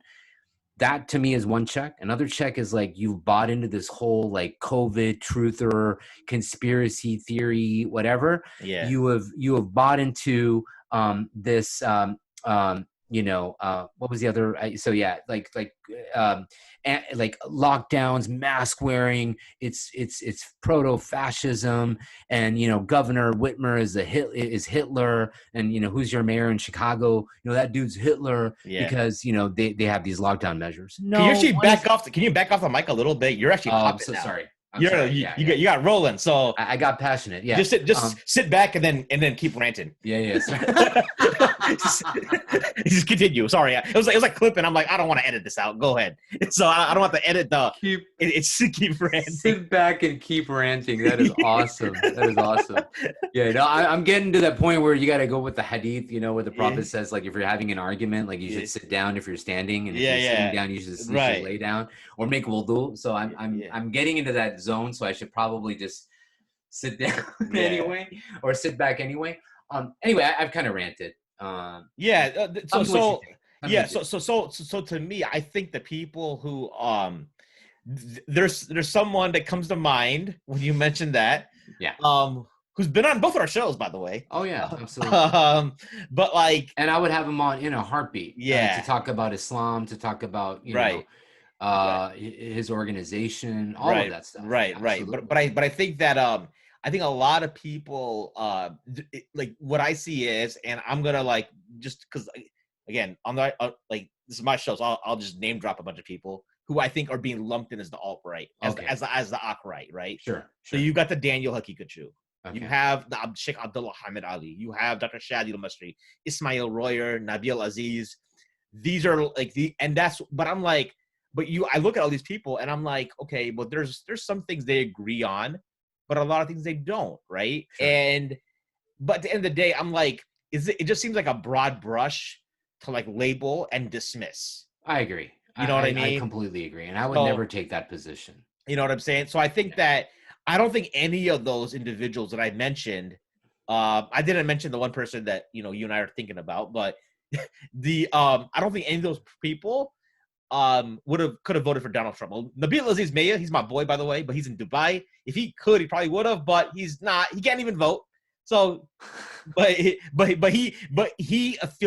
interesting because his circle is a bunch of like non-Muslim MAGA people. You know, but he does dawah to them too, which is, so I'm like, okay, fine, he's doing his thing there. It's cool. I'm fine with it, right? But I think it comes off as a thing of like, yeah, like Dr. Shadi, for example, has like, you know, it's very dismissive of like liberal positions in Islam and like cult, you know, that kind of thing. And it's you know, and things like critical race theory come up, and you know, people will say like, hey, go read Quran and Sunnah, go read the Hadith first. Why are you guys reading like Fanan, right? Like, you know, that kind of dismissive stuff. So I think that's kind of the, you know, but it's very broad. I've always felt like personally that it's conservatives that are more willing to engage than liberals because of the whole idea of platforming. Like, you won't, because people in general, it's like, because the whole idea of deep platforming, I think, is a liberal thing. It's like that, because it's a part of cancel. Like, you can't like have a dialogue, right? Like, I would, because people might label me as an Akh-Right person. You know, I think that I will say this though, that like you mentioned, I appreciate that podcast you had with the Democratic operative. I think he was on my show. You know, he had him on as well. But I think but I appreciated that show because it's still like people are gonna. I had a guy who's a chair of the Republican Party, and the show was called the Case for Donald Trump. You know, because at the end of the day, there's a reason. If we want to like. I think the problem we get into is that people can't handle the fact that we might say something like, well, is he really that bad? Yeah, Trump is kind of crazy, but is he, if we ask the question, we feel like people automatically just check out, right? Yeah. Like, is he really that bad? That's or, a good point. You know, because I myself did not vote for either of them. I left my ballot on the president blank, right? And I was called irresponsible. I got text messages saying that, like, you know, this is that, and you know, or messages on Facebook like something about my daughters wearing red robes, which I didn't get the reference until somebody explained it to me later. Handmaid's Tale? Yeah, that one. Yeah, you know, kind of thing, right? So like, I mean, there's so to me, it's just like, if people want to use the brush, and I think that's what I try to represent. Do I think some of the like it goes back to overall criticism of the podcast platform of our show, at least, and Mamluks. And even myself as a co-host, is that like, yeah, but at the same time, I think I agree that some criticism is warranted. We're not gonna, you know, you're not gonna, we're at episode 212, I think, right now. You're not gonna 212 episodes, and not have some screw ups, right? You know, and that's kind of the point I want to make, and that's why the only pushback I would have, just to what you just said about like deplatforming and so on, is you're right. This is probably something you see more on the left. I think, you know, even cancel culture as a thing is probably best characterized as a progressive left phenomenon, meaning the people who are the agitators of doing that. I will say though, my only pushback to that would be, like, well, yeah, you're right, but the right is great about creating separate streams of content, or separate streams of you know, getting their word out there. So, for example, right now, you've got a lot of these like right-wing commentators and so on that are switching over to Parler. So it's like, okay, yeah, you're right. I mean, you know, liberals might be doing X, Y, and Z, like you just stated, but the right is really good about, you know, creating alternative channels to get their word out. So it's like, so you've got Parler, you've got even the president right now, even Trump, like Fox, you know, he's not, you know, things aren't going so great in that marriage between Fox News and Donald Trump. So, he's cheating on Fox with OAN and OANN and Newsmax. So it's like, so, right. I mean, you've got that phenomenon going on the right. So now, again, I know someone listening to this will probably say, well, Parvez, Fox News is around because it's a response to MSNBC or CNN or what have you. And if we were having a longer conversation about media and so-called left-wing bias and stuff like that in media, I would love to entertain that conversation. And maybe this isn't probably the format for that. I mean, but I have my qualms with that kind of even that characterization of the MSM being entirely liberal. Right. No, I would agree. Like, I think that I saw someone I follow on Instagram today. She was my CrossFit coach several years back, and she's saying, man, you doing CrossFit? No, I stopped. It's too expensive. I switched over. So Parlor, she's moving to Parlor, and I know I saw most of her stuff, and she was like, she's, fits that nerd. But I think it seems to me like, they're censoring them. I don't know if that's true or not. That's the notion of it. We're moving over because we're being censored. I agree. Right. It's like we can freely share articles from the New York Post about Hunter Biden. Right. So I think that's what it comes down to. I think the other pushback would be that, like, well, there are, how do we account for the actual? This comes from a point of privilege and on the backs of enslaved Africans and all, that whole thing, which, I find, I don't know. I don't, like, I'm just thinking out loud here as what a counter argument would be, but I'm just trying to think of that's my experience. I think that conservatives at least are willing to more or less have the conversation, at least, you know what I'm saying? Sure. And, it's funny, like, for example, I know at least one of the people that you mentioned earlier, as being, as being someone who would probably be characterized as Akh-Right, like, there's an argument that can be made that he probably posts stuff on social media just to get a rise or just to get a response or just to show that, there's two sides to this, and don't believe everything you hear from CNN. Correct. Don't believe everything you hear from MSNBC. My only pushback to that is because I literally was having this conversation with someone today about that particular person. My only pushback on that is, well, I have a few. One is I consider it irresponsible for someone who has that kind of a platform to disseminate information that is, by any objective measure, pure conspiracy, pure, right-wing propaganda. So while you claim to be pushing the discourse or widening the discourse, what you're really doing is you're just alternating between one measure of propaganda for another measure of propaganda. So it's like, that's my pushback. That's my number one pushback. Number two, and this is in general not with the Akh-Right in general, but just because to me, at the end of the day, a lot of this conversation, and to me, really the era of Trump, what to me the biggest takeaway or the longest lingering effect we're going to have after living through the era of Donald Trump is more of a crisis of epistemology. Like, what are sources of knowledge? Let's first identify credible sources of knowledge, and then, which is what epistemology is. And as a community that subscribes to a tradition that one of its hallmarks of our of Islamic civilization, of Muslim thought, has been its fidelity to epistemology, has been its commitment to vetting sources of knowledge, right?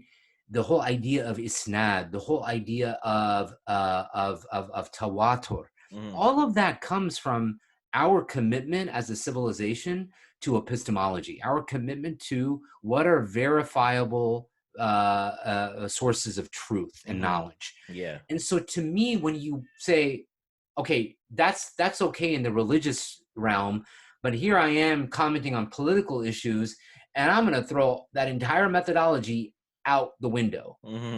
That I find highly problematic. So it's like, so you know what I mean? I actually agree. So I agree with you 100%. I'll give this example. So okay, sorry. So the example is, I remember like maybe a few months back, I think it was in the summer. There, I saw a post posted by one of these guys about like black person voting for Trump, and it's a video, dude in the wife beater, just sitting in the corner talking about he loves Trump. And I was talking to my friend. I'm like, we don't even know this dude's name. I love it, man. Yeah, no, you know what I'm saying? Yeah, and so I'm like, we don't authenticate. Like, it's like, yo, like we literally said it's not like, yo, this is like, this chain is, you can't take this chain. Like, yeah, who is this guy? Exactly. I mean, part of the whole, it's not methodology. Yeah. It's the study of narrators, dude. Like vetted people, man. And this is probably more myth than fact, but there's a story attributed to Imam Bukhari, where he traveled a great distance to collect or acquire a hadith from a person, and when he approached that person, he saw him spit in the direction of the Kaaba, of the Qibla, and he just turned around and walked back, or went back home. So because he was like, and didn't even bother engaging this person. So like I said, anyway, to your point, some dude sitting in a wife beater pontificating. Yeah. And it gets on that Facebook. I'm supposed to say is equal to Dr. Fauci. Like, you know what I mean? Like, come on. Dude. Right. Or like, listen, if you're going to bring something like, okay, you've got like Thomas Sowell, right? He's an economic, Oh yeah. That's okay. So people know that. Right. But I think I'll even go far as say someone like Candace Owen. Okay. Yeah. Like, you want to have someone like a Candace Owen on your show, fine, but again, like you said, some dude in a wife beater, or like, again, now we're talking about sources. It's like, Fox News just wasn't cutting it, so now I'm going to start posting clips from Newsmax, and I'm going to start posting clips from OANN and the Alex Jones show, Infowars, right? Come on, bro, like seriously, for sure. And don't tell me that you're just being objective. Don't tell me that you're just trying to, allow people to see another side of it. You're not. Because you're posting information, or you're posting, you're posting information that directly coincides and corresponds with whatever happens to be the talking point that Trump is pushing. So it's like, if you're going to be posting articles circa June, July, maybe in May about the benefits of hydroxychloroquine, dude, you're not being objective. You're just parroting the Donald Trump talking point. Right. Because if that was the case, you'd be advocating for hydroxychloroquine right now, but you ain't. You're not doing that. Because why? Because Donald Trump ain't talking about it. Yeah. Cool. And as we wrap up here, the last question I want to kind of get to you is, what responsibility do you think we have as podcasters for like either a Muslim audience or a greater audience? Because we get that. I get that a lot. Like, even in my non-support of Joe Biden or non-support of Donald Trump, people would actually, a mutual friend of ours actually messaged me. He's like, well, you have a platform, you have a responsibility that even though I'm not posting it on my Mad Mamluks or Sultans and Sneakers, I may post it on my personal Facebook page. People, look up to you, and you need to be more responsible because, et cetera. What are your thoughts on that? Because like, I can't wrap my head around that, to be honest. But like, I'd like to get your thoughts on it as my elder, who may have more wisdom.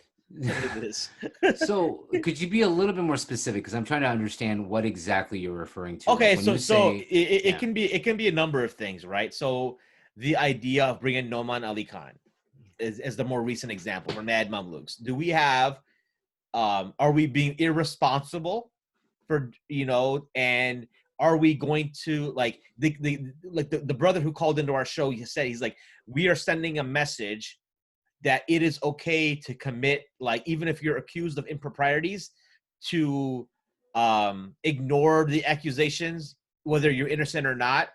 And if you just wait a few years, people will just move on. Or like you guys as a Yeah. platform are sending this message. You have a responsibility that's better than that. Right. I question myself why we even had that responsibility, but I want to kind of get your Yeah. That's a really interesting question. And I don't know if I'm going to be, I'm going to offer any nuggets of wisdom here. yeah.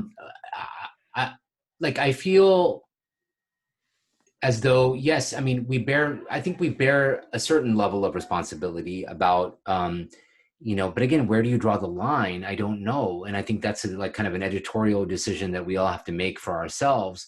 But it's like, I think we do have a certain level of responsibility just by virtue of the platform that we have, and also the fact that this is going to remain out there for posterity. And so it's like, so I think that alone, to me, just by virtue of the fact that thousands of people are going to download any piece of any particular episode that you and I happen to put out, that, and coupled with the fact that it's out there now, it is out there for posterity. Like even if we scrub it from the internet, it's going to be out there. We just know that that's just the nature of the world of technology we live in. Whereas, 20 years ago, if I gave a lecture in front of 500 people and I made a very erroneous statement about something related to Islam, I owed a certain responsibility to those 500 people, but it's gone and forgotten. Now, I'm saying something, or I'm putting someone on the record, or providing them a platform for thousands of people for time immemorial, right? So I think that alone is something that I take very seriously, and I really, which is going back to what we were talking about, I think, in the show, where I wrestle with this idea of like, okay, making sure that voices are heard, people are heard, all perspectives are offered, because I take that platform so seriously. So I mean, like I said, I don't know if I'm offering any nuggets of wisdom here. I just think that, just by virtue of the platform that we enjoy, just by virtue of the fact that technology is going to keep our voices and our content for the foreseeable future, it immortalizes it, then yeah, I think that alone, should give us pause, and should, give us something to reflect on in terms of the seriousness with which, we should proceed. Or the kind of, what's the word I'm looking? Just the kind of, we should take this very seriously. So yeah, I think to your point, or to directly answer your question, I think, we do have not only a responsibility. I think if anything, if we're going to have, like, to me, the pushback that I even gave you, and again, since we are naming names, like, to give a platform to someone like Noman Ali Khan, who had those, who still has those outstanding accusations, has not, either publicly, what's the word? Like, publicly, I don't know if counted for it. Even, exactly. I mean, like, he made a Facebook post 3 years ago. Okay. That was pretty much like this. It was kind of like a rebuttal in a way, right? Got it. Yeah, so exactly. Now it comes down to and we're not even talking about the fact that verifiably, right? Because we could say, okay, fine, all of that stuff that happened, DMs and so on, we may not, although we've seen images, we've seen content, but let's say, like, even if we didn't have access to that, what we do know for a fact is, he made life miserable for certain people who worked for him or were associated with him, right? And so it's like, and went after them legally, right? So, we know that for a fact alone. So my question then, or my pushback to you, I remember when we were texting was, or my question, I don't even want to call it a pushback, was just, it was a question. Yeah. So, like, how do we, like, are you comfortable with, like, giving a platform to someone without asking that even as a question, right? Yeah. So that would be something I would wrestle with. Like, tomorrow, if somebody from Noman Ali Khan's crew hit us up and said, hey, Noman wants to be on Diffused Congruence, I would say, ahlan wa sahlan. But I'm going to ask him about, the allegations. I'm going to ask him about lawsuits that he filed against a former employee. I'm going to ask him about, such and such. So So, and if they turn around and say, okay, fine, he still agrees to do it, Ahlan wa sahlan. But again, right, I don't think that's going to happen. So I think some of the examples you mentioned, they are, it's tricky because some of it I actually probably are not aware of some of the things you just mentioned personally. Like maybe I heard about some things, but you know, on the flip side, there's other things I know about, but like my co-hosts don't know about it, and I'm not privy to share that information. So it's like you're in this trick bag here, and I'm like, I know. okay.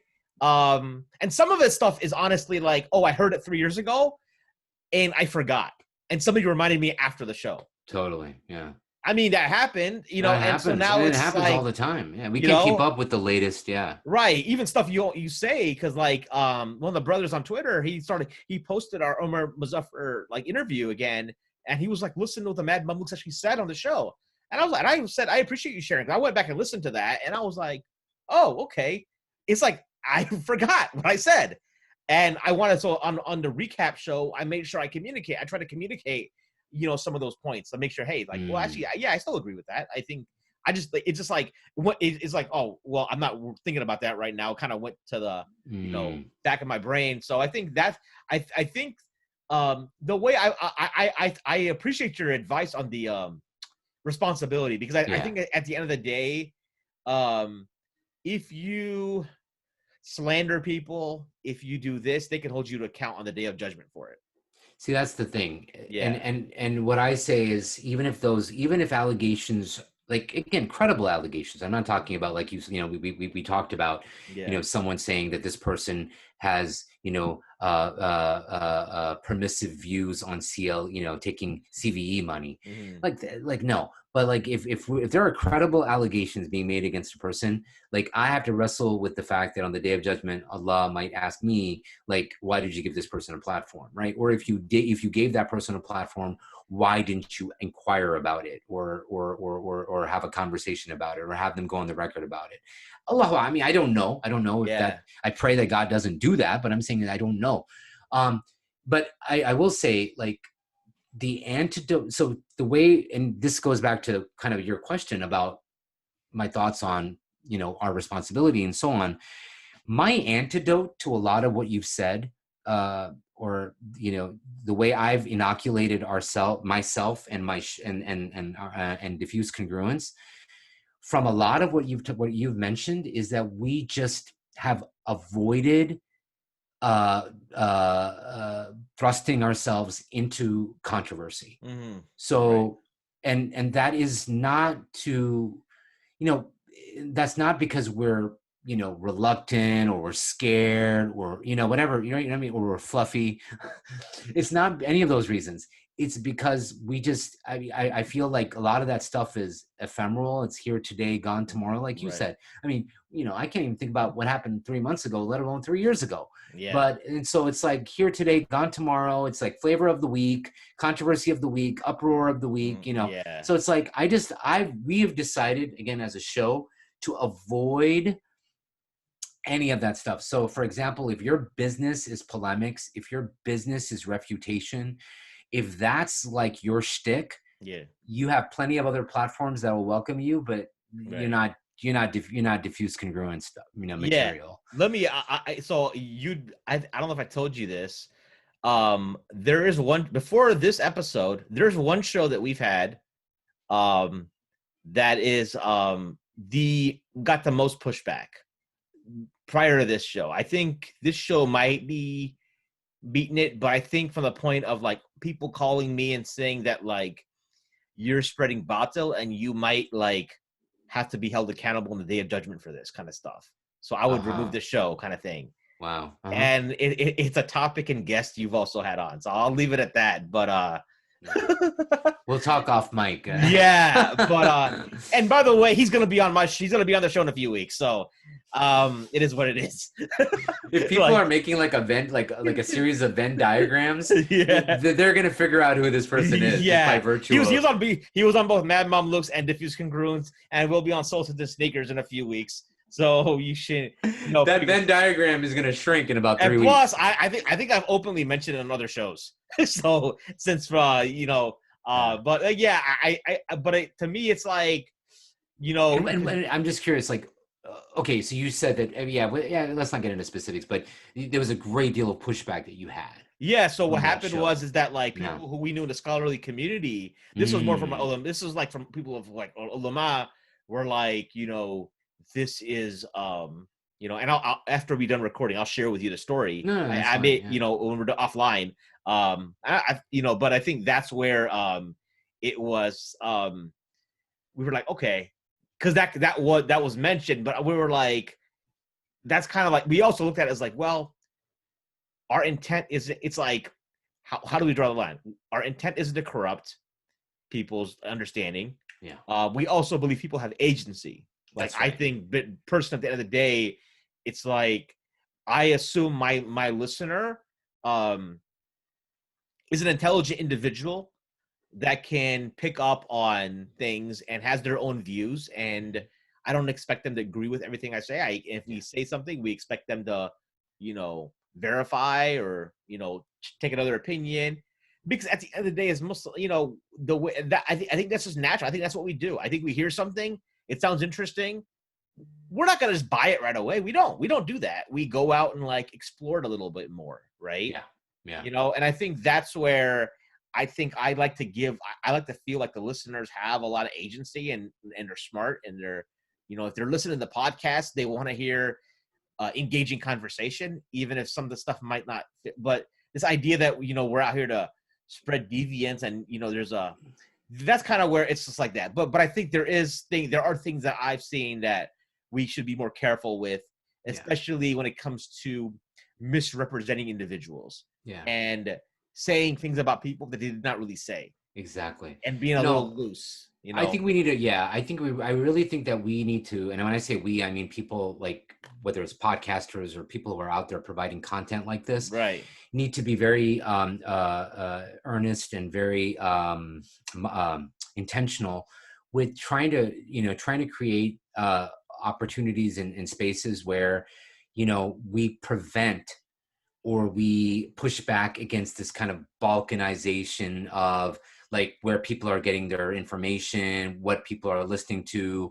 I want to get away from that. So like to a point that you made earlier about how, people, listeners of diffuse, like again, going back to that Venn diagram, Yeah. like, what is I'm curious what the Venn diagram looks like of listeners of diffuse congruence and listeners of, Mad Mamluks. And if it is, if that overlap is very little, then I think that we can create a space where we make that a whole. We can make that a circle where people are okay and understand that we can listen to Mad Mom Blues, we can listen to Diffused Congruence, we can, and there's so much other content out there now. Again, I've seen the landscape completely change in 7 years. Right. And so, yeah, I think we need to do that. I think we can have these, I think this is a great start. I want to continue doing that. And so, yeah, I hope that we as content providers can take the platforms that we've been afforded seriously enough to do that. Sure, for sure. And as we final thoughts, anything, what's next for you guys? Wow, what's next for us? Well, I haven't like mentioned it like on this particular podcast. So obviously, as or as listeners who are within that Venn diagram know, we our longtime co-host, my longtime co-host Zaki, left the show at the end of last year. I now have a new co-host, Omar. Our goal is to just continue what we've been doing. To me, consistency and making sure that we are on top of like the frequency of the show is important. We've always been comfortable with either once or twice a month kind of being our touch point. I don't see us venturing beyond that just because of bandwidth and just because of but by virtue of the format of the show, which is having guests on as opposed to just me and Omar or me and Zaki in the past pontificating, although we've had those episodes, but we've kept them few and far between. So I'll say that's kind of, just continue doing what we've been doing, that's about it in terms of the future of the show. And then if they're not familiar with the show, where can they listen? Oh, Sorry, say that again. If they're not familiar with the show, first time Oh, you're hearing gotcha. about Thank you. it, where can they? You're like throwing me an alley oop, and I Yeah. keep like yeah, I'm like totally missing it. Or like in order to do like you're giving me a nivala, and I'm not even like taking the nivala, right? Like it's like you're just giving me a morsel of food, and I'm not even. Oh, I Anyway. don't even know because I'm Bengali. Oh yeah, that's right. I mean, I knew. Sorry, I knew that. But are you like Urdu? I'll count that as a microaggression from West Pakistani to an East Pakistani. Are you Pakistani though, or are you Indian? I'm Indian. Oh, so so we just canceled our microaggressions. Yeah, I was like, all right. I was just about to say, like, you got microaggressed by a granola crunching liberal hippie from from California. What does that say about you? Yeah. But then you just microaggressed me, brother, by saying that I'm from Pakistan. Yeah. Anyway, sorry, but people can find us. First of all, facebook.com/diffuse congruence. We're available on all of your podcast platforms. And so you can, wherever you listen to and download good podcast, you can find Diffused Congruence. You can find me if you are asking personally. You can hit me up on Twitter. I'm Parvez Ahmed. And we're also on Twitter. Our show is on Twitter, Diffused C. But yeah, please do check us out. If you have any thoughts, comments, I'm going to, by the way, I should just say this while we're on air. I have full intention of cross-pollinating this episode and hosting it on our platform as well, if with your permission. Absolutely. With your idhin, if that's okay. You are free to, like, I would appreciate that, actually. That way people can, I think this kind of collaboration can go on both, right? Because there you go. This won't be on the Mad Mamluks platform. This is going to be on the Sultans and Sneakers platform. Yeah. Which is my, this podcast and the YouTube channel, etc. So that way folks can, like, from your audience, if they like what, they hear, maybe they can go check out what I got to say too. And I know we've tried making it happen, Maheen, but I mean this sincerely. Like, we should definitely try to get that episode, on the books with regards to Mad Mamluks and Diffuse Congruence. For sure. I'd love to make that happen. And so whatever I can do to facilitate that. But yeah, thank you as always. People out there who listen, stay safe. If you believe in, or forget whether you believe it or not, wear your mask, practice social distancing, be safe during the holidays. You're not doing it only for yourself, you're doing it for other people. So do that. And go with God. May Allah be with you all. Absolutely. And if you're not Muslim, may God be with you too. Or if you don't believe in God, then, whatever floats your boat. May the force be with you. Right. All right. And you know where to find us, Pocket Cast, Apple Podcast, Stitcher, Spotify, and then YouTube. This, obviously, if you're watching this on video, you're on YouTube probably. So that being best, my special guest, Parvez Ahmed. I am your host, Maheen the Podcaster, signing off for Sultans and Sneakers.